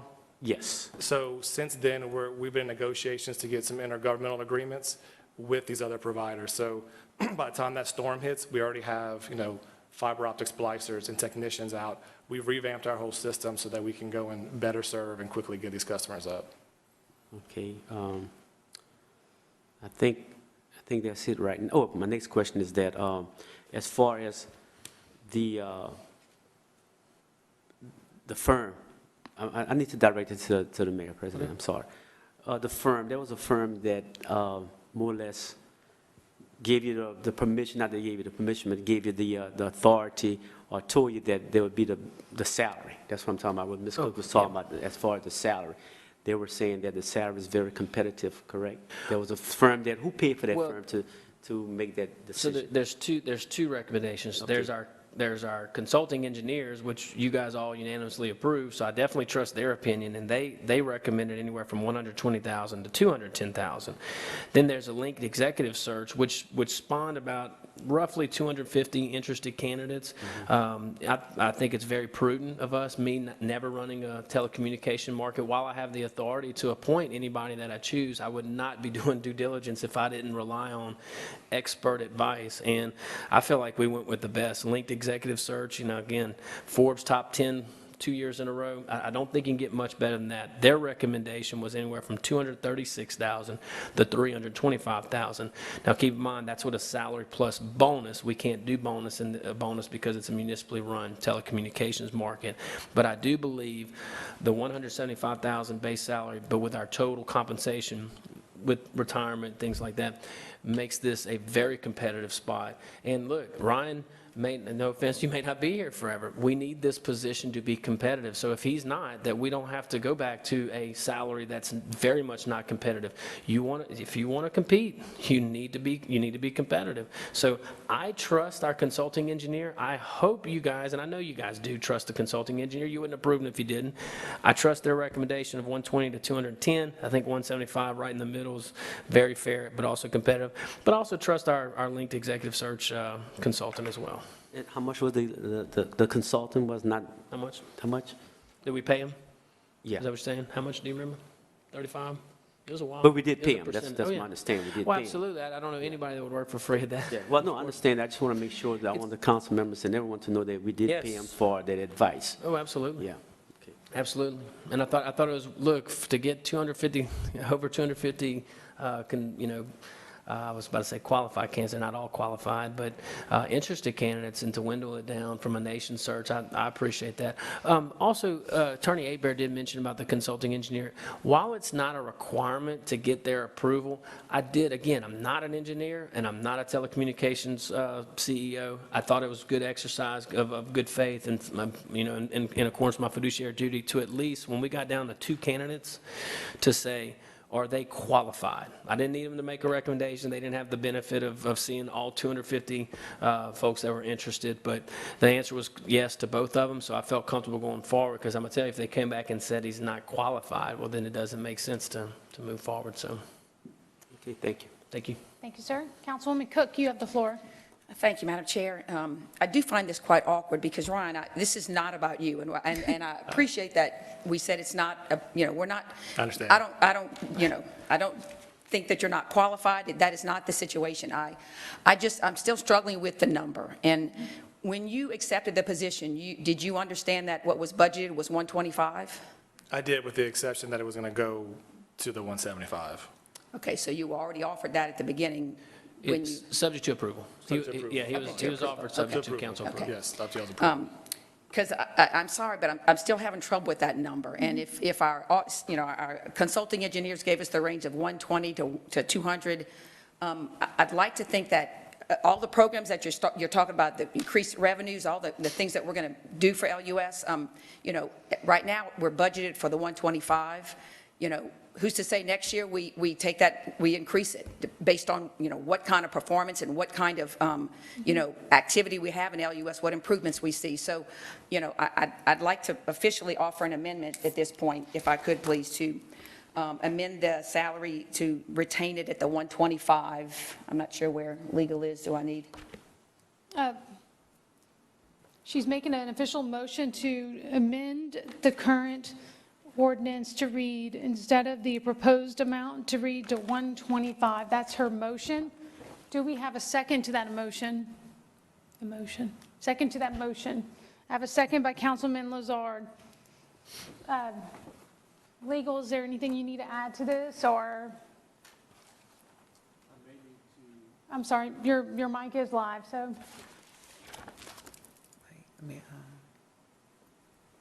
Okay.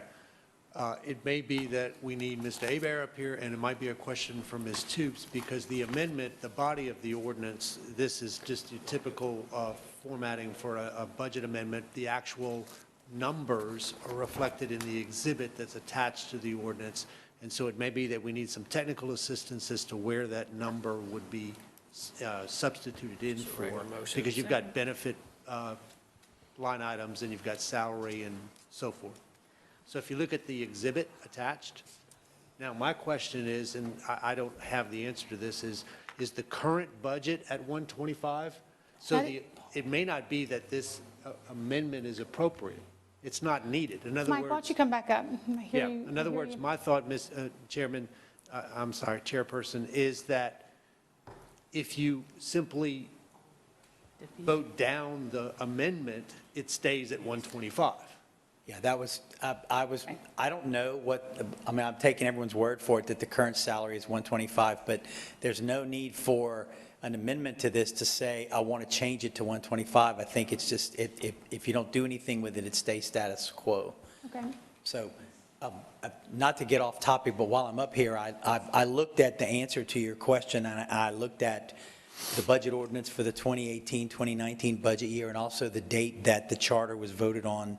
I was a year off on the chartered vote, but the 2018-2019 budget, that process begins in the summer. I saw the budget message from July of 2018, so I assume budget hearings started sometime after that. Your 2018 budget ordinance was adopted, a final adoption was on September 6th of 2018. Took effect, of course, on November 1st of 2018. The election was December 8th of 2018. That was the sequence of events. Well, let's clean up a little bit here, is that we do have a current motion on the floor. A question was asked to Ms. Toops, CFO, about the current salary being, can you confirm the number for us, please? As that was approved? Sure, but I just did a quick and dirty, and I already lost my count. I think I have 7 people, 2, 3, 4, 6 people in the department making 170 and over. So I don't know where you got your numbers from. Well, Lori, I guess, again, the question is, did we approve last year's budget for it to read 125? That's the question.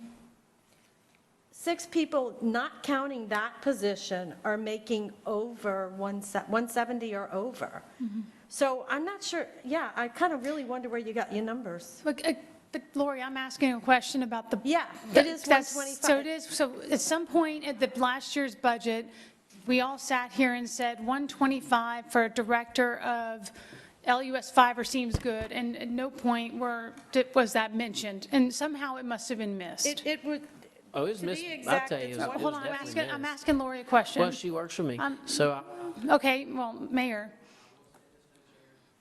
I definitely would have liked us to point that out, and I wish I would have noticed. Sure. I wish I would have known that. Maybe my first budget process, I definitely missed it. But this is definitely, when we're talking about making LUS Fiber competitive, especially, I don't know if y'all caught, because no questions have been really asked of Ryan, but I don't know if y'all caught what he meant, what he said about stimulus dollars coming into the state of Louisiana. We are in a pivotal time in LUS Fiber's history with a $110 million debt hanging over our head. Lori Toops, our CFO, just gave some very pivotal information, some facts. Whether we missed it last budget or not should be irrelevant. We have a duty. We have a duty to Lafayette. We have a duty to our telecommunications company. We have a duty to be competitive. We need our CAO's position, regardless of who occupies it, to be competitive with a competitive salary. Because if he's gone, I got to go be able to compete and get someone quickly to be able to handle what Ryan referenced, and no one is talking about it. But when that money comes in, we need someone at the helm that gets the legislative process, that gets going into other markets, and I know that with a competitive salary, we can do that. So, again, thank you, Mayor. Councilwoman Cook, go ahead.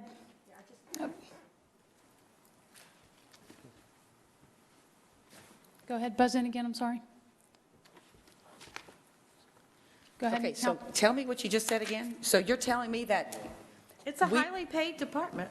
I know, but so we had our interim director she was getting paid $125, but we had people... I'm looking in the budget book, it says $124,344, Okay, just to so be we're exact. somewhere in that range, but then we had people making more than her in the department? No, she was making, if she was making the budgeted salary, it was $124,344. But who was making 170, that you're telling me? There were people in the department making 170? No. There's several people making over 70. So if you're Over looking at 70. 70 for a director, we have 7 people making more than that. So I don't... Wait, say 7 people making more than 70,000? Yeah. Okay, the highest paid was the director? Yeah. Okay. Okay. Yeah. Okay, that's, Okay. I was And you thinking have- you were saying there you was have people an making employee- 170,000. No. Okay. And you have an employee making 110. Okay. So, Okay. I mean, it's... Can we meet somewhere in the middle? Well, but we're going around is that we had a motion on the floor. Councilwoman Cook made a motion for 125. Do you want to continue with that motion based on? I don't need that motion, apparently. Okay, so you are withdrawing that motion. Well, I don't know. Yeah, you would withdraw the motion that's on the floor if you want to retain the salary at the current amount, which is $124,344. I think that's what she just said. If you want to retain it, you would withdraw the amendment motion that is on the floor. And what he's saying, and legal could correct me if I'm wrong, what he's saying is that you would just defeat the ordinance. Correct, if we want to Or keep not. it at 124, Correct. whatever it is, okay. So are you withdrawing? I am withdrawing Okay. that. All right, Yes, we I can am. keep going on with So the I'll- conversation then. Councilman, you'll buzz off for now.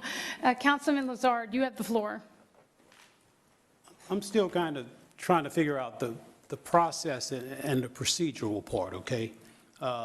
We've kind of heard some conflicting information about the role that the consulting engineer does. Well, no, I'm not saying I'm not saying it's anything you said or didn't say, okay? So we're saying that the consulting engineers, Mike, did you say that there's no obligation on the part of the city to engage the consultant engineers in this process, so we don't need their approval? Correct, with regard to the fiber director, that's correct. Okay, we don't need their approval.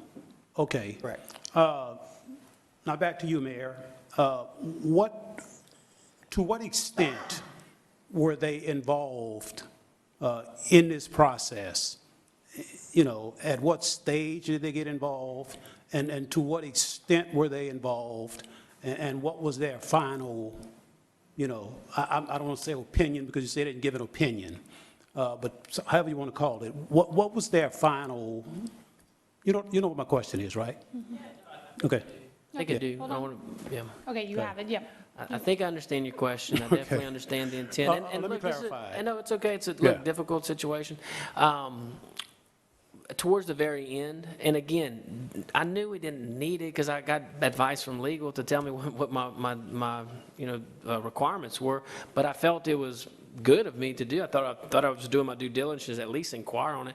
So once we got to those final candidates, once the search director went through the 250, our committee went through it, I interviewed, CAO interviewed, chief of staff interviewed, and we got down to 2 candidates. We wanted to take that additional step before we brought them in again for further interviews and business plan analysis and things like that.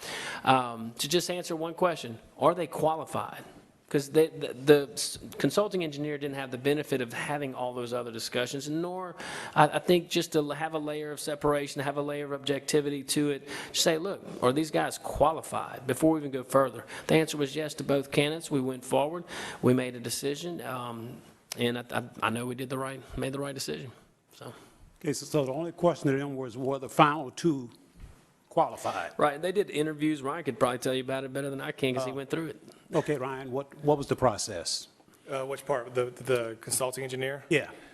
So she was essentially going through my resume qualifications, understanding what my experience was, just overall goals. It was a broad topic of just who am I, what do I know, what have I done.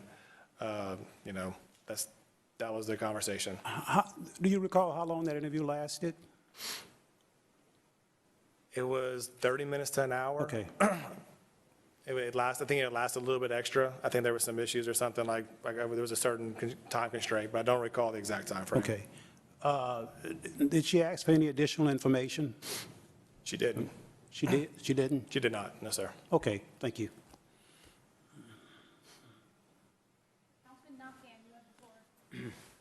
Thank you, Madam Chair. I think there obviously is a lot of confusion about previous salaries and what went on.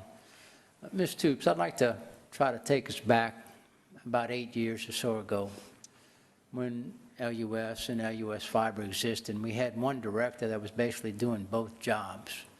And each job was entailing a $125,000 salary, hence the $250,000 the previous director was getting. I think the $125,000 that we're deriving was basically the original salary paid to the fiber director. So that's been in existence for 8 years plus. So I would have to kind of agree with the mayor president in that to be competitive, we can't hold that salary $125,000. It doesn't make sense to do that, to bring in a director that's going to do well. This was a combined salary to pay a man $250,000 a year to run both departments. So it never got brought back to the council to be adjusted above the $125,000. It was always one man making 2 large salaries. So at this point now we have 2 different directors, 2 different salaries, 2 different departments. In order to maintain competitive and have a director there worth his salt, I can agree with the mayor president that we need to increase his salary to maintain a feasibility of having a viable department in fiber. That's all I have to say. Thank you. Councilwoman Cook, you have the floor. Okay, I'm back with a new number. I agree with what Councilman Nakhan said, so that we've had that number for a while. And before that, one person was trying to do it all for that amount of money. And now, I'd like to see fiber grow and do a whole lot more. So I'm not opposed to, a salary increase. I just still have trouble with the number. So if we look at the consulting engineers, range that they gave us, the 120 to the 200, I'd like to propose 150 at this point. And I do have one question for you. Have you ever been the director of a fiber optic company before? This is your first go-around? Not a director, but I've done consulting, where essentially I've had to go and look at the entire organization from business, operations, engineering, see where they're not making as much money, and actually turn them around. So it's easier in a consulting role. You're able to just give advice, but I have success in multiple facets of that, whether it's turning it up or turning around an existing municipally owned broadband company. Which would be a great skill set for the director's position. I understand that. Yeah. But I'd like to propose that 150, if I can go back again to another amendment. Do I need to amend this since it was not the original So Yes. we have somebody offering an amendment to this to reflect from the proposed amendment for Mayor President Guillory to changing it to $150,000 salary. I have a motion. Do I have a second? Councilman Lewis has seconded. I don't see any other council discussion. Mr. Lewis, you took yourself off? Okay, so you're fine. Okay. We have an amendment on the floor reflecting it to change to 150. Councilman Nakhan, we'll go to council discussion. Thank you, Madam Chair. Yeah, I Thank do you. have one other comment to make. We basically have a gentleman here who accepted a position in good faith that he would have a good possibility of a salary increase of to 175. And that is a competitive salary according to all the consultants that we had. I don't see if it's worth squabbling over $25,000 for this gentleman if he can turn fiber around and bring the company back to where it needs to be. I think it's worth the investment. The mayor president always has the option, if being as he hired him, to fire him. If he sees there's no successes there, we can be his ear and bug him enough to say, we're not seeing what you promised, you know. This is not a permanent position. This is not a civil service job. I think that this is a thing we need to move forward. This man accepted this job based on that possibility. And I would be highly disappointed if I was him. We have a chance and an opportunity to see what he can do for us. I say we move forward with the amendment as is, with the ordinance as is.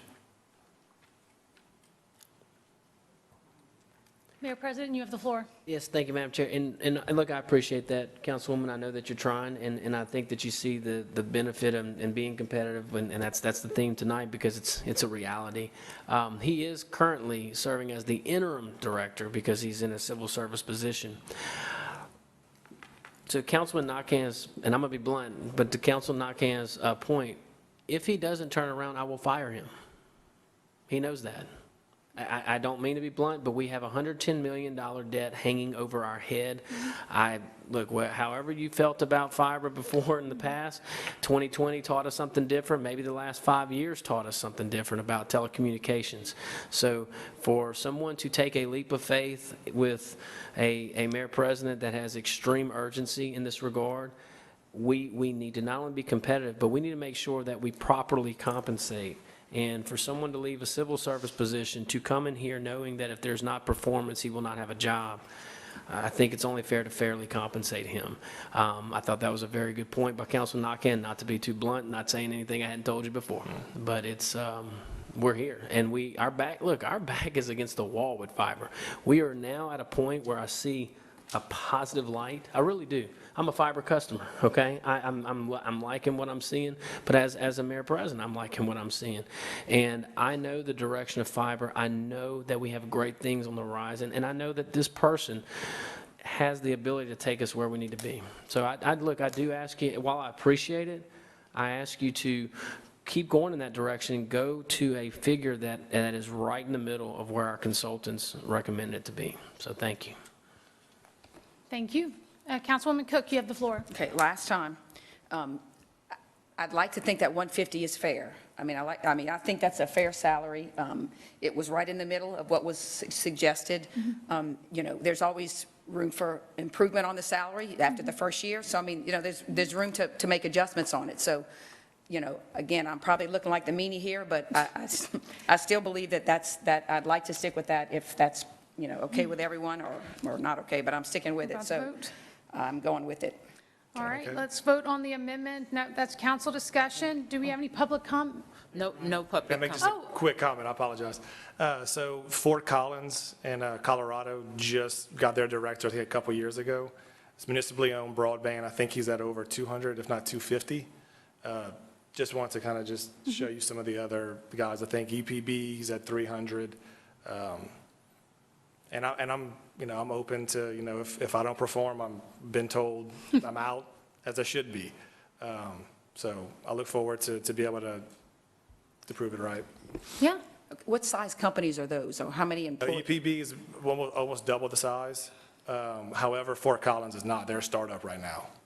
So they're actually having some struggles. Okay, So thank you. you're welcome. Thank you. All right, no other council discussion. Let's vote. Go ahead. I'm sorry, do we have any public comment? No, ma'am. All right, let's go to a vote for the amendment as is. The amendment at $150,000. Yes, at $150,000. District 2? No. District 3? Yes. District 4? Yes. District 5? Yes. District 1? Yes. Motion to amend is approved. All right, and now we're going to go to a vote to vote as amended for $150,000. District 2? Yes. District 3? Yes. District 4? Yes. District 5? Yes. District 1? Yes. Motion to adopt as amended is approved. Thank you. Moving on, Jeremy, please read. City Ordinance 59, 2021, an ordinance of the Lafayette City Council amending the Lafayette City Parish Consolidated Government Code of Ordinances, Chapter 62, Offenses and Miscellaneous Provisions, specifically Article 1, Crimes and Offenses in the City of Lafayette, particularly to add Section 62-33.2, unauthorized entrance in or upon parks and playground. Can I get a motion and a second?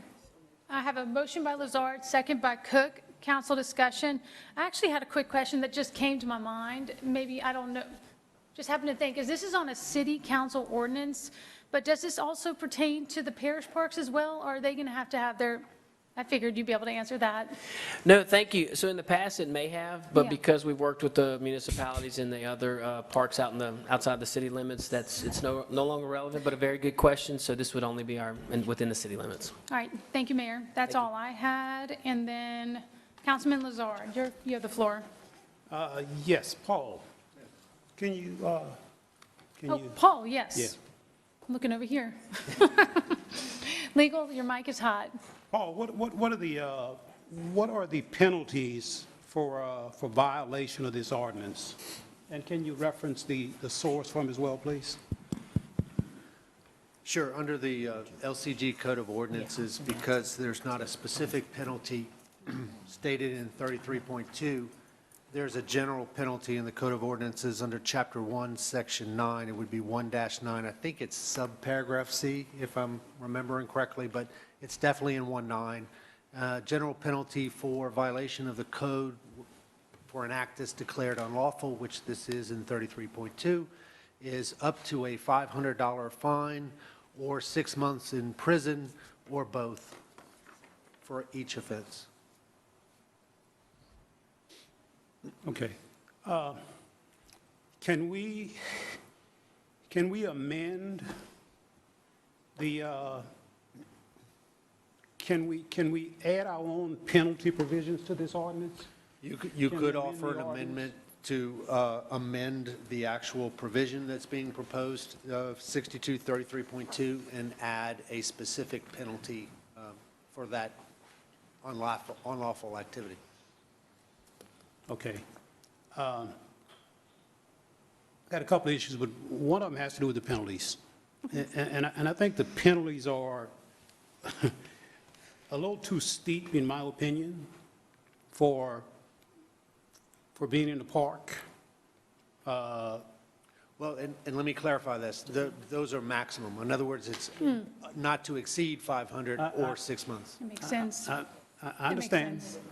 I understand that those are max. I have a little bit of experience with this. You know?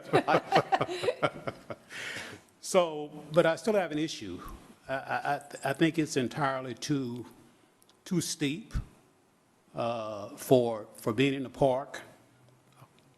You know, 5 minutes past 10 o'clock or 10, 15 minutes past 10 o'clock. I think the penalties are a little too steep. So I would like to offer an amendment as it pertains to the penalties for a fine not to exceed $200 and jail time not to exceed 30 days. You said not to exceed $200? Right. Okay. And then, Huh? Why don't you make that a first offense?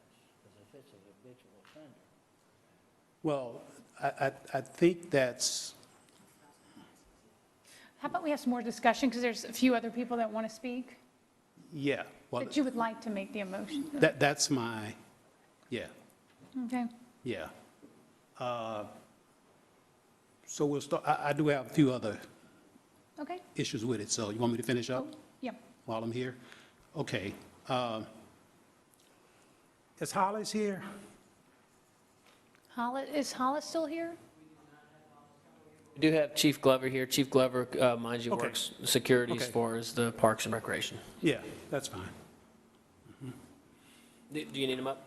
Huh? Do you need him to come up? Yeah, he's coming up. Okay.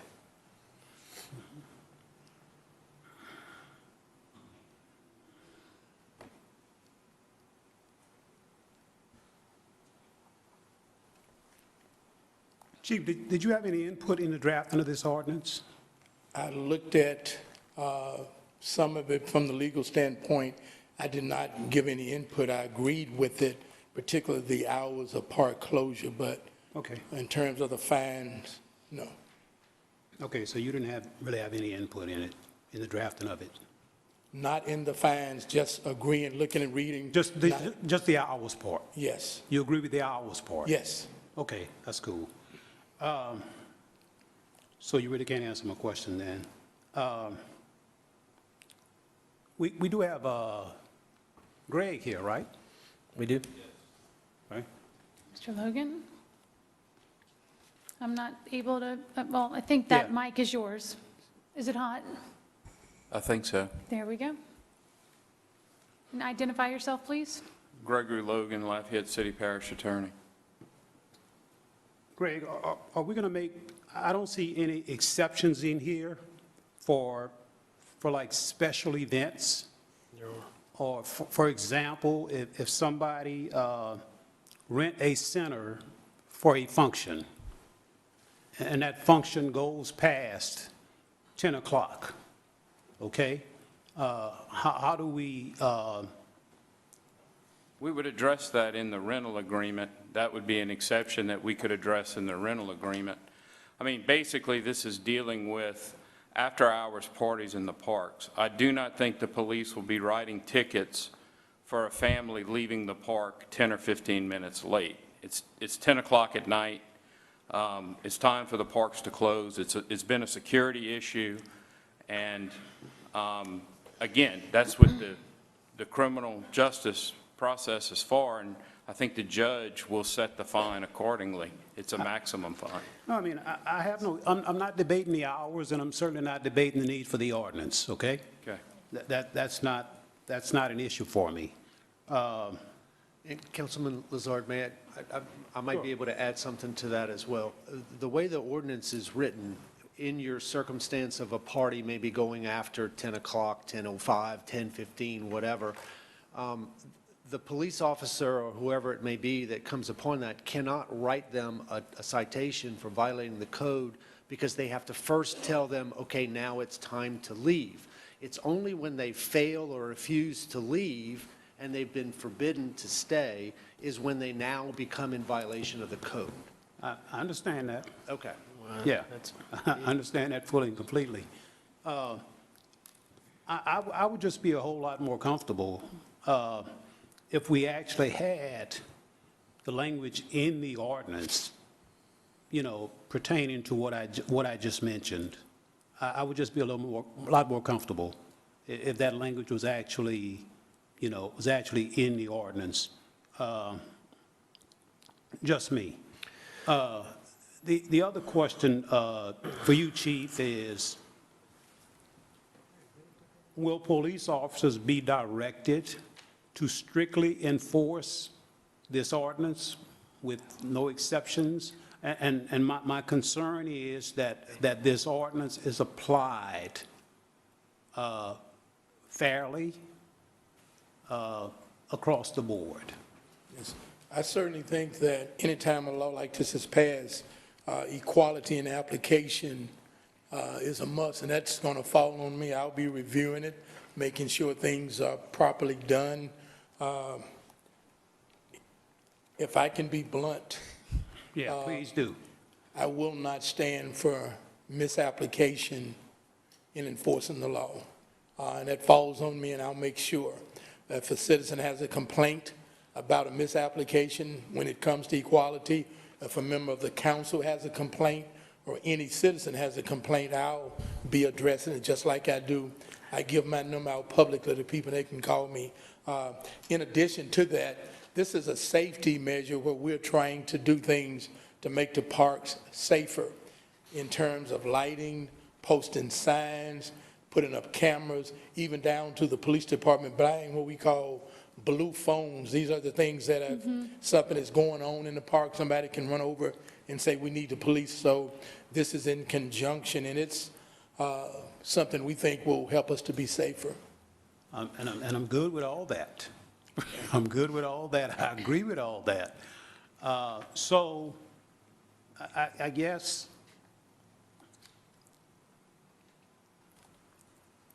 I'm back to the language about the exceptions and the process, you know, for special events or whatever the case may be.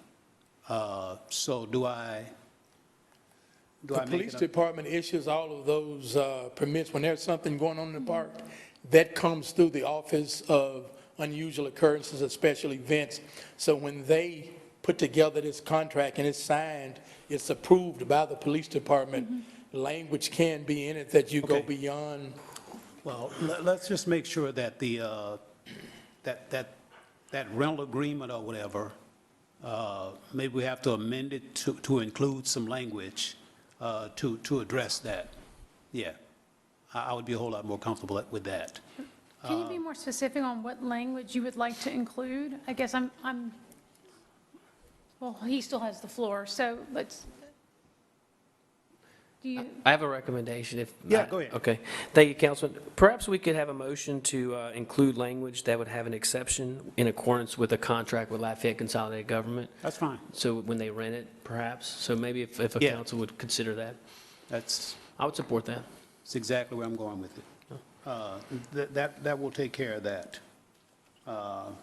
So I have, so Madam Chair, I still have I guess we still having discussion from my motion to amend the. But we still don't have a second, and you had a few more things you wanted to add. Okay, So right, yeah, sure.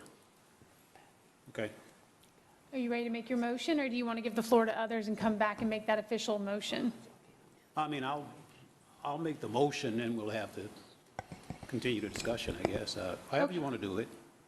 Okay, we have a motion to change the penalties to not exceed $200 and/or 30, is it and/or, or is it just or? And the jail time not to exceed 30 Or- days. Or the jail not to extend 30 days, and then language and accommodation to, and you said, but I was trying to catch it. Yes, Madam Chair. And just one thing before y'all vote on that amendment on just regards to the making a motion. fines. Okay.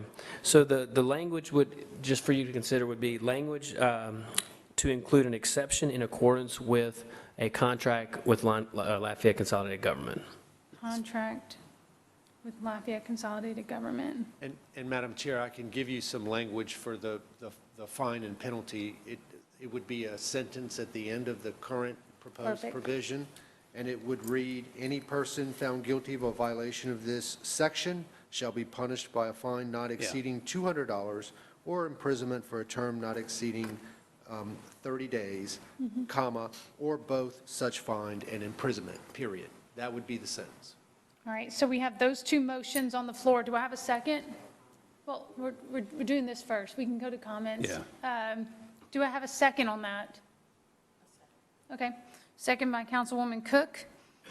Going on council discussion. Is that all you have, Mr. Lazard? Yes. Thank you. Mr. Lewis? Okay, thanks. Paul, I have a question. I heard you say something earlier.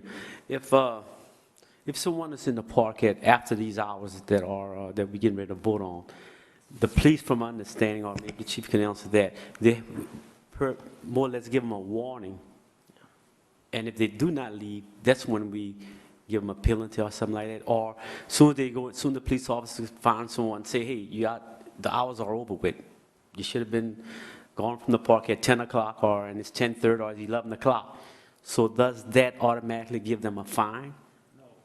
No, the way the provision is written is they have to first receive either orally or in writing the direction that they are no longer to remain in the park, or they're forbidden in the park, or they can't get in the park, whatever it is, because it's either entering, remaining, et cetera. If they fail to comply with that request to leave the park, now they are remaining as forbidden, and now they are in violation of that section. Okay. So they have to affirmatively choose not to listen to the instruction to Okay. leave the park. Okay, I just want clarification on that. Yep. Okay, thanks. Mayor, did you have something you wanted to add? You're still buzzed in. Oh, thank you, Madam Chair. Just one thing on the fines and potential jail time. I appreciate the intent from where Councilman Lazard, I believe where you're coming from. I would just caution you on this, and I would keep them the same, only to allow the judges and the judiciary to have that discretion for predicate offenses. So if you have someone that's violating this for second or third or fourth time, the judges, as you know, Councilman, do look at that. And to cap them at $200 or to cap them at 30 days, you're really limiting the judiciary's power for predicate offenses, because if someone knows that they're just limited, this is the max, it's not as helpful to our officers for a deterrent. I also believe in the judiciary, and I know that they're very fair, and I don't think they're going to a 6-month sentence. I've never seen that in my practice, as in my full-time practice days. And I have faith in the process. So I would strongly urge the council to stay in line with the misdemeanor guidances of 6 months, $500 max, and keep them the same. But I do appreciate it.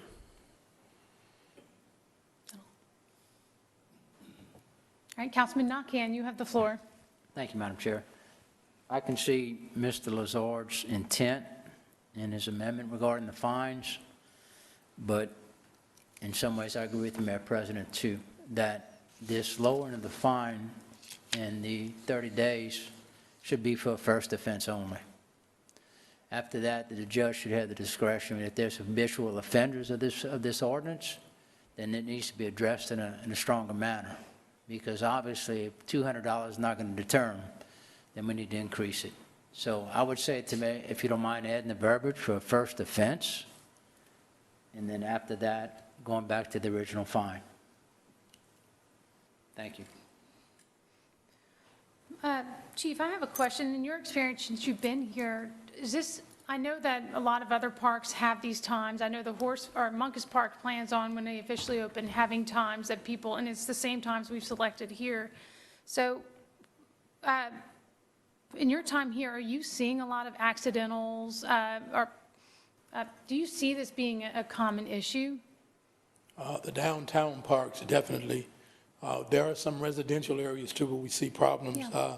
The big issue is someone will sign an agreement with us, and the agreement says your event is from 10 p.m. to 6 a.m., or not 10 p.m., 6 a.m. to 2 p.m. or something like that, and they'll stay 2-3 hours beyond and continue to make money in violation of the agreement. And some of them spill into the night, like they'll rent from 2 p.m. to 6 p.m., and they'll stay till 9 or 10, and we have to go in and tell them, show them the contract and ask them to leave. So it is an issue, but it's not something that's prevalent, but we do run into it from time to time. Okay. All right, that's all I have. Councilwoman Cook, you have the floor. Thank you. Yes, I do believe the intent of what Councilman Lazard is going for, but I do believe that, if we read it the way it was written as in the max of the, that I don't think, I do trust the judicial system as well, that if it's a repeat offender, we need to have that max in order to actually make a statement with him. So I think maybe if we can, I don't know if you want to withdraw that amendment, but I do think that it's the way it's worded right now, I think it allows for that, the flexibility in it. So that's kind of how I'm reading it. Okay. I'm not seeing any council discussion. There is a motion on the floor to make two amendments. Councilman Lazard, you have the floor. Okay, I will agree to to amend my amendment to say, to say for a first offense. On both items? Well, it's only one, That because means it's just- okay, only there's going to only apply one, to yeah. the penalty structure, so I will agree to say for a first offense. Okay, so you were amending your amendment. Do we have a second on that amendment to the amendment? Well, Nanette, you second that motion, so are you okay with the new adjusted amendment? Adding first offense, yes. The first offense, okay. I'll second that motion. Okay, we have this motion by Glenn Lazar, second by Nanette Cook for the Okay. amendment. Thank you. Councilman Lazard, you still have the floor. I'm good. Thank you. Mayor President. Purely just to help out house cleaning clarification. So we would be directing the judiciary on a first offense, it would be no more than $200, no more than 30 days, and all other future offenses would be up to 6 months and up to $500. Yes, sir. Okay. I just want to clarify, again, having practiced this and looking at these sentencing guidelines, it's always helpful to make sure we're all on the same page, and legislative intent is very big for our judiciary, and that's you guys, so thank you. And it also includes what the mayor said, and also to provide for the exception in accordance with a contract or rental agreement with LCG. Perfect. Thank you. Mayor, is that all you have? Oh, no, hey, look, I appreciate the dialogue, I really do. It's reminds me of my law school days, that's good. Right? Freshen it off, freshen it off. That's right. Is that all you have, Mayor? Yes, ma'am, thank you. Okay, thank you. Chief, do you have anything you'd like to add? Nope? No. Okay. Thank you. Okay, we now need to go to, we need a vote on the amendment. Correct. Councilman, the vote on the amendment to the ordinance. Yes. Should we clarify the amendment just to make sure? One more time, sure. The amendment is to include language that a first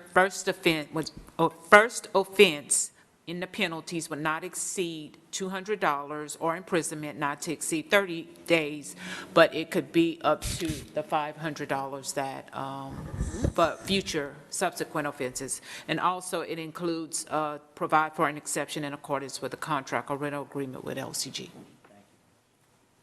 Everybody's got that? All right, perfect. Let's vote on the amendment. District 3? Yes. District 4? Yes. District 5? Yes. District 1? Yes. District 2? Yes. Motion to amend is approved. All right. We'll vote on the amendment as is. No. The ordinance as amended. Ordinance as amended. Correct. District 3? Yes. District 4? Yes. District 5? Yes. District 1? Yes. District 2? Yes. Motion to adopt as amended is approved. City Ordinance 60, 2021, an ordinance of the Lafayette City Council amending the fiscal year 2021 operating budget of the Lafayette City Parish Consolidated Government by increasing revenues in the amount of $27,926 received from the Louisiana Commission on Law Enforcement, authorizing the transfer of matching funds in the amount of $9,309 from Fund 101 and appropriating within the Lafayette Police Department. I have a motion by Cook. Do I have a second? Second by Nakhan. Council discussion? Not seeing any. Any public comments? No, ma'am? Let's go to a vote. District 4? Yes. District 5? Yes. District 1? District 2? Yes. District 3? Yes. Motion to adopt is approved. City Ordinance 61, 2021, an ordinance of the Lafayette City Council amending the fiscal year 2021 operating budget of the Lafayette City Parish Consolidated Government by increasing revenues in the amount of $26,880 received from the Louisiana Commission on Law Enforcement, authorizing the transfer of matching funds in the amount of $6,720 from Fund 101 and appropriating within the Lafayette Police Department. Can I get a motion and a second? Motion by Cook, second by Lazard. Council discussion? Not seeing any. Any public comment? No, ma'am. Let's go to a vote. District 5?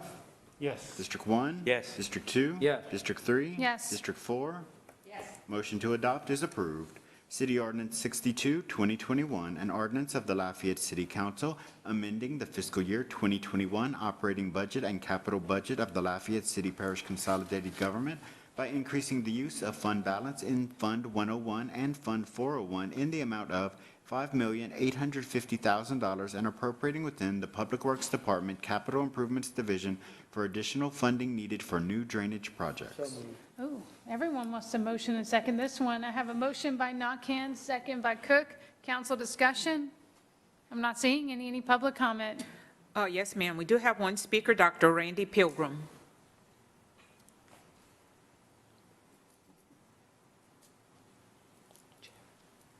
And both mics are live, so. I'll just use one. Okay. Thank you. You're welcome to go back and forth. Kidding. Oh, thank you. I appreciate the opportunity in my 3 minutes. I'm speaking in support of this with a comment. And the comment is, everybody knows, well-documented, well-storied, the drainage problems and issues that we have. We got to fix them, right? The support that I have is because both the near-term, intermediate-term, long-term issues are big for all of us as citizens, for our families. And I'm sitting here with my neighbor who unfortunately flooded last night. I have flooded in the past as well. I'm in your district, as you know. My caution on behalf of all of us is please don't let medium and long-term plans stand ahead of the obvious to do right now. In our particular area, there is gravity that drains right to our driveways. There are well-established routes to take that water and put it into the river, just like some of the drainage does already. And over the years, there's been more and more water coming in from dysfunctional drainage into our neighborhood. It's a very quick fix. It requires almost no infrastructure. We've even agreed personally, if it was permissible, to fund it ourselves, and it's not been done. My neighbor sits here with me today, flooded last night. Let's please also not let a dramatic example, even though last night was nothing like 2016, compared to the repeated, well-documented videos that we see of the times that we've almost flooded when there's a fix sitting right here in front of us. So there's a plea that the appropriation and the actual expenditures of the funds be in service of the obvious for all of our citizens. Thank you. Thank you. Nope. And thank you, Doctor, for taking the time to be here with us. You know, to your neighbor, my heart goes out to you, really. And there's not a day that any of these council members or myself don't think about drainage. All of us virtually ran on drainage, and we haven't lost sight on it. Even during a pandemic, we met regularly, once a week, if not more than once a week. So what I would ask you to do, our public works directors in the back chatting to vote, just give them your contact information before you leave, if you don't mind, and let's see what we can do, and you know, kind of look at where we're at, because there may be some plans that maybe wasn't made public, or maybe there's something to our attention we need to know. So let's look into it. But just to everybody out there, we haven't lost track. We're on this. There's a group of projects that are going to be completed by June 1st. And had this rain event happen just a couple weeks after yesterday, some of those projects would have been completed. I mean, one example comes to mind that is 99% complete, which is the Camellia Ponds, the widening. That saved houses from flooding. That's the easy wins. So we got the easy wins ahead of us, but we also have the long-term objective. This is more long-term that the council's voting on today. But we're going to have a group of projects that are completed by June 1st, a group of projects that will be started by June 1st, and a group of projects that will be at least bid by June 1st. Some of those projects focus on localized flooding, that no matter how much you deal with the watershed, the river, the laterals, it's just not going to, it's because of past planning, it's just not going to affect it. But that our government gave permission to build, our government broke it, our government needs to fix it. That's what we're focusing on. And then, of course, you have the watershed initiative. So this is a little bit of a combination, easy wins, long-term planning, but we have a long ways to go. Even after the council, which I hope you guys fund this, I don't think there's any objection, especially under our circumstances, but we have to be real with ourselves. What we're facing together, the city council, the parish council, the administration, the community, is a long-term problem. We didn't get here overnight. We didn't get here in the last year or two. It took decades to get here, but we are committed to fixing it, and you're going to see some easy wins. But I want your feedback. If you don't mind, please give it to the public works director. So thank you, Madam Chair. Thank you. Next speaker. It's horrible, man, you know. No other speakers. Okay, Mayor, you requested to speak on the floor, but can you X out, I think? Oh, yes. Thank you. Mr. Lazard, you have the floor. When we talk about short, medium, and long-term solutions, Mayor, have we given any consideration to doing a comprehensive, and maybe that's in the works, you know, a comprehensive drainage study That would be the long term, a comprehensive drainage study and come up with some concrete, comprehensive solutions. Yes, I'm so sorry. I Go was down, ahead. I should have stayed in. No, thank you, Councilman. More than just a study, actually action items, and our Public Works Director, if he wants to comment, he can, but I think I can handle this one. So we are in primarily the Test Vermilion watershed. There is the Mermentau watershed to the western part of our parish, but primarily it's the Test Vermilion. And what we have all inherited is, well, we didn't have a parish plan, okay, when we came in. Not to say there wasn't good things going on before I got in office and before some of you got in office, but doesn't mean we can't get better. So what we do is we meet once a month with all of the mayors and all of their public works departments, all of their civil engineers, once a month, sometimes twice a month, to discuss a parish-wide, and we no longer call it drainage plan, we call it stormwater management plan, because detention is one layer, moving water is one layer. The doctor mentioned a reference to that, moving water, draining water, and we're close. So we just signed a contract with an engineering firm. We have all of our civil engineers putting input into this, and it's very important, as you alluded to, for us to have a plan. We have to know where we're going. We can't just continue to chase a carrot on a stick where, there's a lot of energy here, so let's focus on that.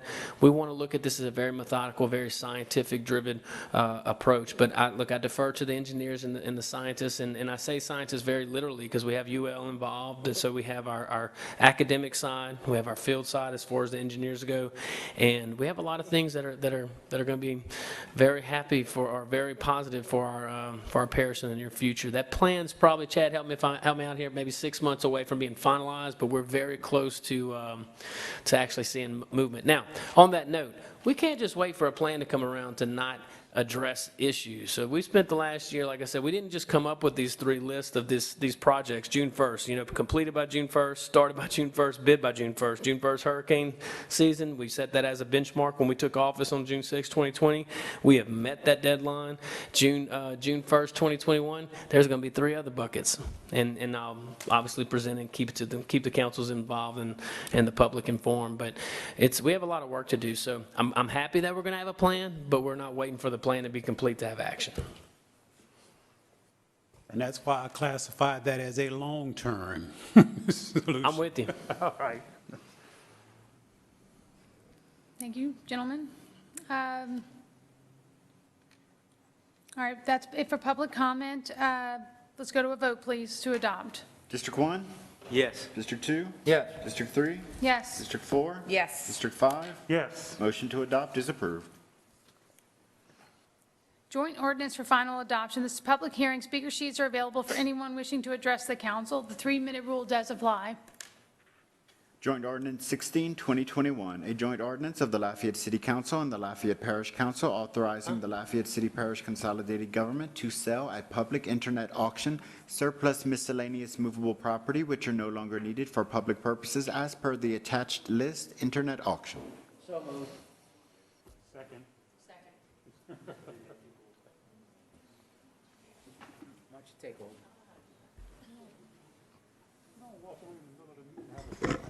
So we have a motion by Narcan, second by... We have a motion by Nakhan, second by Lazard. Any public comment? Council discussion. No, ma'am. Okay, so call for the vote. District 2? Yes. District 3? Yes. District 4? Yes. District 5? Yes. District 1? District 1. Yes. Motion to adopt is approved. I'd like to make a motion to adopt and Okay. Okay, ask Jeremy to read the following. Oh, he already read that. Ask for a motion. Okay, we already did that. We already did the joint ordinance. We're moving on. Okay, ask for a motion and second to introduce in globo items 18 through 20. A motion and a second. I got a motion from Lewis and a second from Nakhan. Jeremy, can you read the ordinances, please? City Ordinance 63, 2021, an ordinance of the Lafayette City Council amending the fiscal year 2021 operating budget of the Lafayette City Parish Consolidated Government by increasing the use of City General Fund prior year fund balance in the amount of $35,000 to fund the local Palooza event with Downtown Lafayette Unlimited. City Ordinance 64, 2021, an ordinance of the Lafayette City Council amending the fiscal year 2021 operating budget of the Lafayette City Parish Consolidated Government by increasing revenues in the amount of $1,796.38 received from the United States Marshal Service and appropriating within the Lafayette Police Department. City Ordinance 65, 2021, an ordinance of the Lafayette City Council authorizing the Lafayette Mayor President to enter into an entity-state agreement with the Louisiana Department of Transportation and Development for H.013716 US 167 Camellia Boulevard, Churchill Drive, Lafayette. City Ordinance 66, 2021, an ordinance of the Lafayette City Council declaring the building or structure located at 212 Karen Drive, Lafayette, Louisiana, owned by Carol Tompkins Sincox and Byron Durant Sincox, care of Gerald J. Block, attorney appointed, to be dilapidated and dangerous to the public welfare and ordering the condemnation of same. Thank you, Jeremy. Any council discussion? Seeing none. Ms. Williams, any public comments? No, ma'am. Let's call for the vote in globo for items 18 through 21. District 3? District 3. District 4, move on. Just move on. District 3. Move on. I'll just put all absent. Move on. Put out. District 4? Yes. District 5? Yes. District 1? Yes. District 2? Yes. Motion to introduce in globo is approved. All right, moving on, comments from the public. Comments from the public on any matter not on the agenda. This is the time to speak about topics related to City of Lafayette, to City of Lafayette that are not included as agenda items. No debating or confrontational statements will be allowed. For efficiency and to allow everyone the opportunity to speak, questions should be submitted in writing to the clerk of the council. The 3-minute rule will be in effect. Ms. Williams, do we have any speakers? Yes, ma'am, we do have 3 speakers. The first of which is Scott Harris, and he will be followed by Corey Levier. Good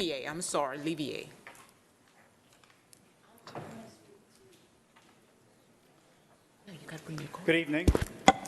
Sorry. My name is Scott Harris. I'm a small business owner here in Lafayette.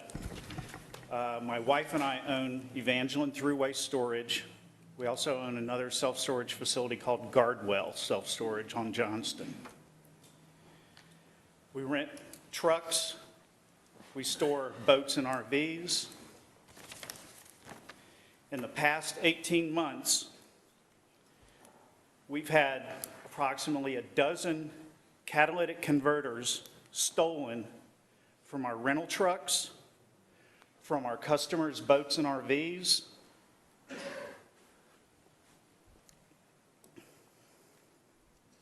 These customers, sorry, I'm just gathering my thoughts here. These customers are leaving my business thinking that they can escape these problems, but they can't escape these problems. This is going on all over the country right now.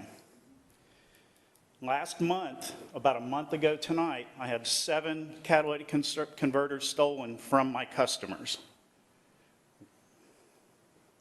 I had a new customer come in after this happened, and as I was showing him a place to store his RV, he asked me, "Have you ever had any catalytic converters stolen?" I said, "Yes, I have." He told me that he had 2 stolen from the same RV over the past year. He's still storing with me, but only because it's more convenient. But it's my competitors who are having this problem as well.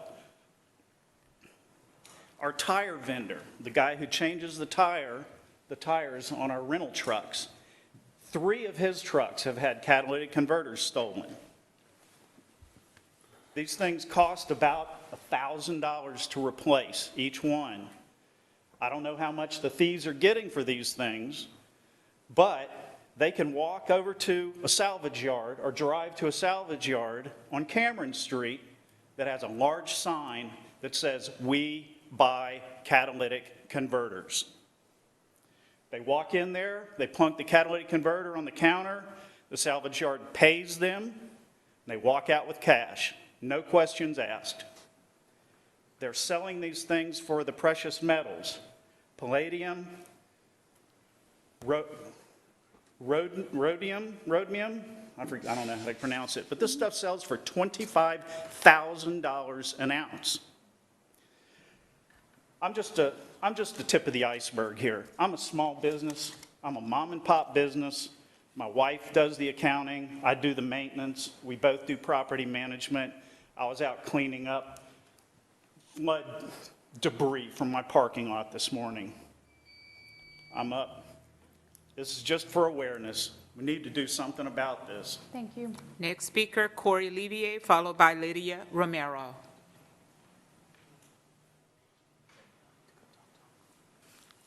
Thank you. I'm Corey Olivier. I live in Lafayette. And you said we cannot speak about anything that was on the agenda? Is that the correct? That's correct, sir. Yes, sir. Okay. Now, I don't see the special meeting on the agenda. I think the agenda says on an agenda. So, Says yes, on an comments agenda? from the public on any item not on an agenda, right. So that's there all was an the- agenda that's for the all- special meeting? Yes, sir. Okay, good. I'm gonna hold my comments till later on that, next time. What I did want to come up and talk to the council about was to consider increasing the auxiliary police force. The auxiliary police force, when I was growing up, was something that men in the community were proud to do, just like being an auxiliary or volunteer firefighter, if you will. But in order for it to be done successfully, equipment is needed. Things are needed that these men who don't do it every day, but a lot of the men that want to do this are veterans who've been to combat, fought on behalf of this country. You know, they've done a lot of things already in their lives, kind of like me, and they're interested in being a part of the solution in our cities between interaction between the community and the police. Now, if we begin a campaign to recruit auxiliary police officers that live in the community where they would be policing, I think not only would that be a benefit to the current police department, it would be a benefit to the neighborhoods that those individuals live in, and it would add more pride in Lafayette to the people that are actually involved. Thank you. Thank you, sir. And then Councilman, you sure? Okay. Okay. All right. Next speaker is Lydia Romero, and Stephanie Skinner gave me her note after the reading of the item. Thank you. Hello, my name is Lydia Romero. I live in Parish District 1. Since May of 2020, I have been denied entry to council meetings. I shared what happened to me with my district council member, Brian Tabor of Parish Council. My concerns that I wasn't able to attend the meeting and it violated state laws. When he didn't return any emails to me, I contacted all of the parish council members and the city council members of the same issue, my being denied entry to the public meeting and that it violated state law. By July, I hadn't received any response from anyone, so I contacted everyone again in July. Again, I still have never received a response.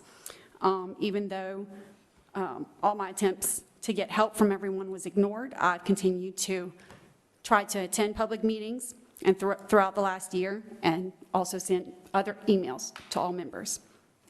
In February of this year, I was denied entry to the parish council meeting, witnessed another woman being denied entry to the parish council meeting. That same day, I was denied entry to the city council meeting, the city emergency council meeting, which I actually had a speaker card filled out. I was showing it to everyone at the door, and I was still refused entry to the public meeting. In March of this year, I sent out public records requests for documents and communications on a number of subjects. One of the subjects was requiring temperature checks at the door. That was responded to within 24 hours, and I was given 2 weeks for the documents to be produced, and I did receive them within 2 weeks. The second and third requests were in regards to the Louisiana Constitution, the Louisiana revised statutes, and the open meetings laws. And then I also did a request on my own name, Lydia Romero. My second and third requests were responded to after 6 days, which is beyond the statutorily permitted 5 days, and I was given a preliminary 2 weeks for production of those documents. After a total of 45 days, I received some documents, but not all documents. The documents provided in response to the Constitution did include my emails to the council members and how they were forwarded to the clerk, but there was no evidence of investigation or follow-up by any of you on any of my complaints. And then it also shows that there was another resident who was concerned with open meetings violations and exclusion of members of the public to public meetings. Funnily enough, in those documents with the Constitution and state laws, there was an email where temperature check was mentioned that actually was not in my public records request regarding temperature checks. The documents I haven't received any information on, or not all the documents on, is my own name. They're telling me documents have to be redacted. What has to be redacted? I've already received all my emails. So there's something within this government that is wrong. Thank you. I have a right to speak. Thank you very much. Appreciate it. Ma'am. I've given her 3 warnings. All the evidence. I would like accountability from everyone. Everyone. I've never asked for anything but the law to be followed. Yes, and I stand with you. Thank you, ma'am. You know what? I'm not done anything wrong but ask for the law to be followed from everyone. Next speaker. Stephanie Skinner.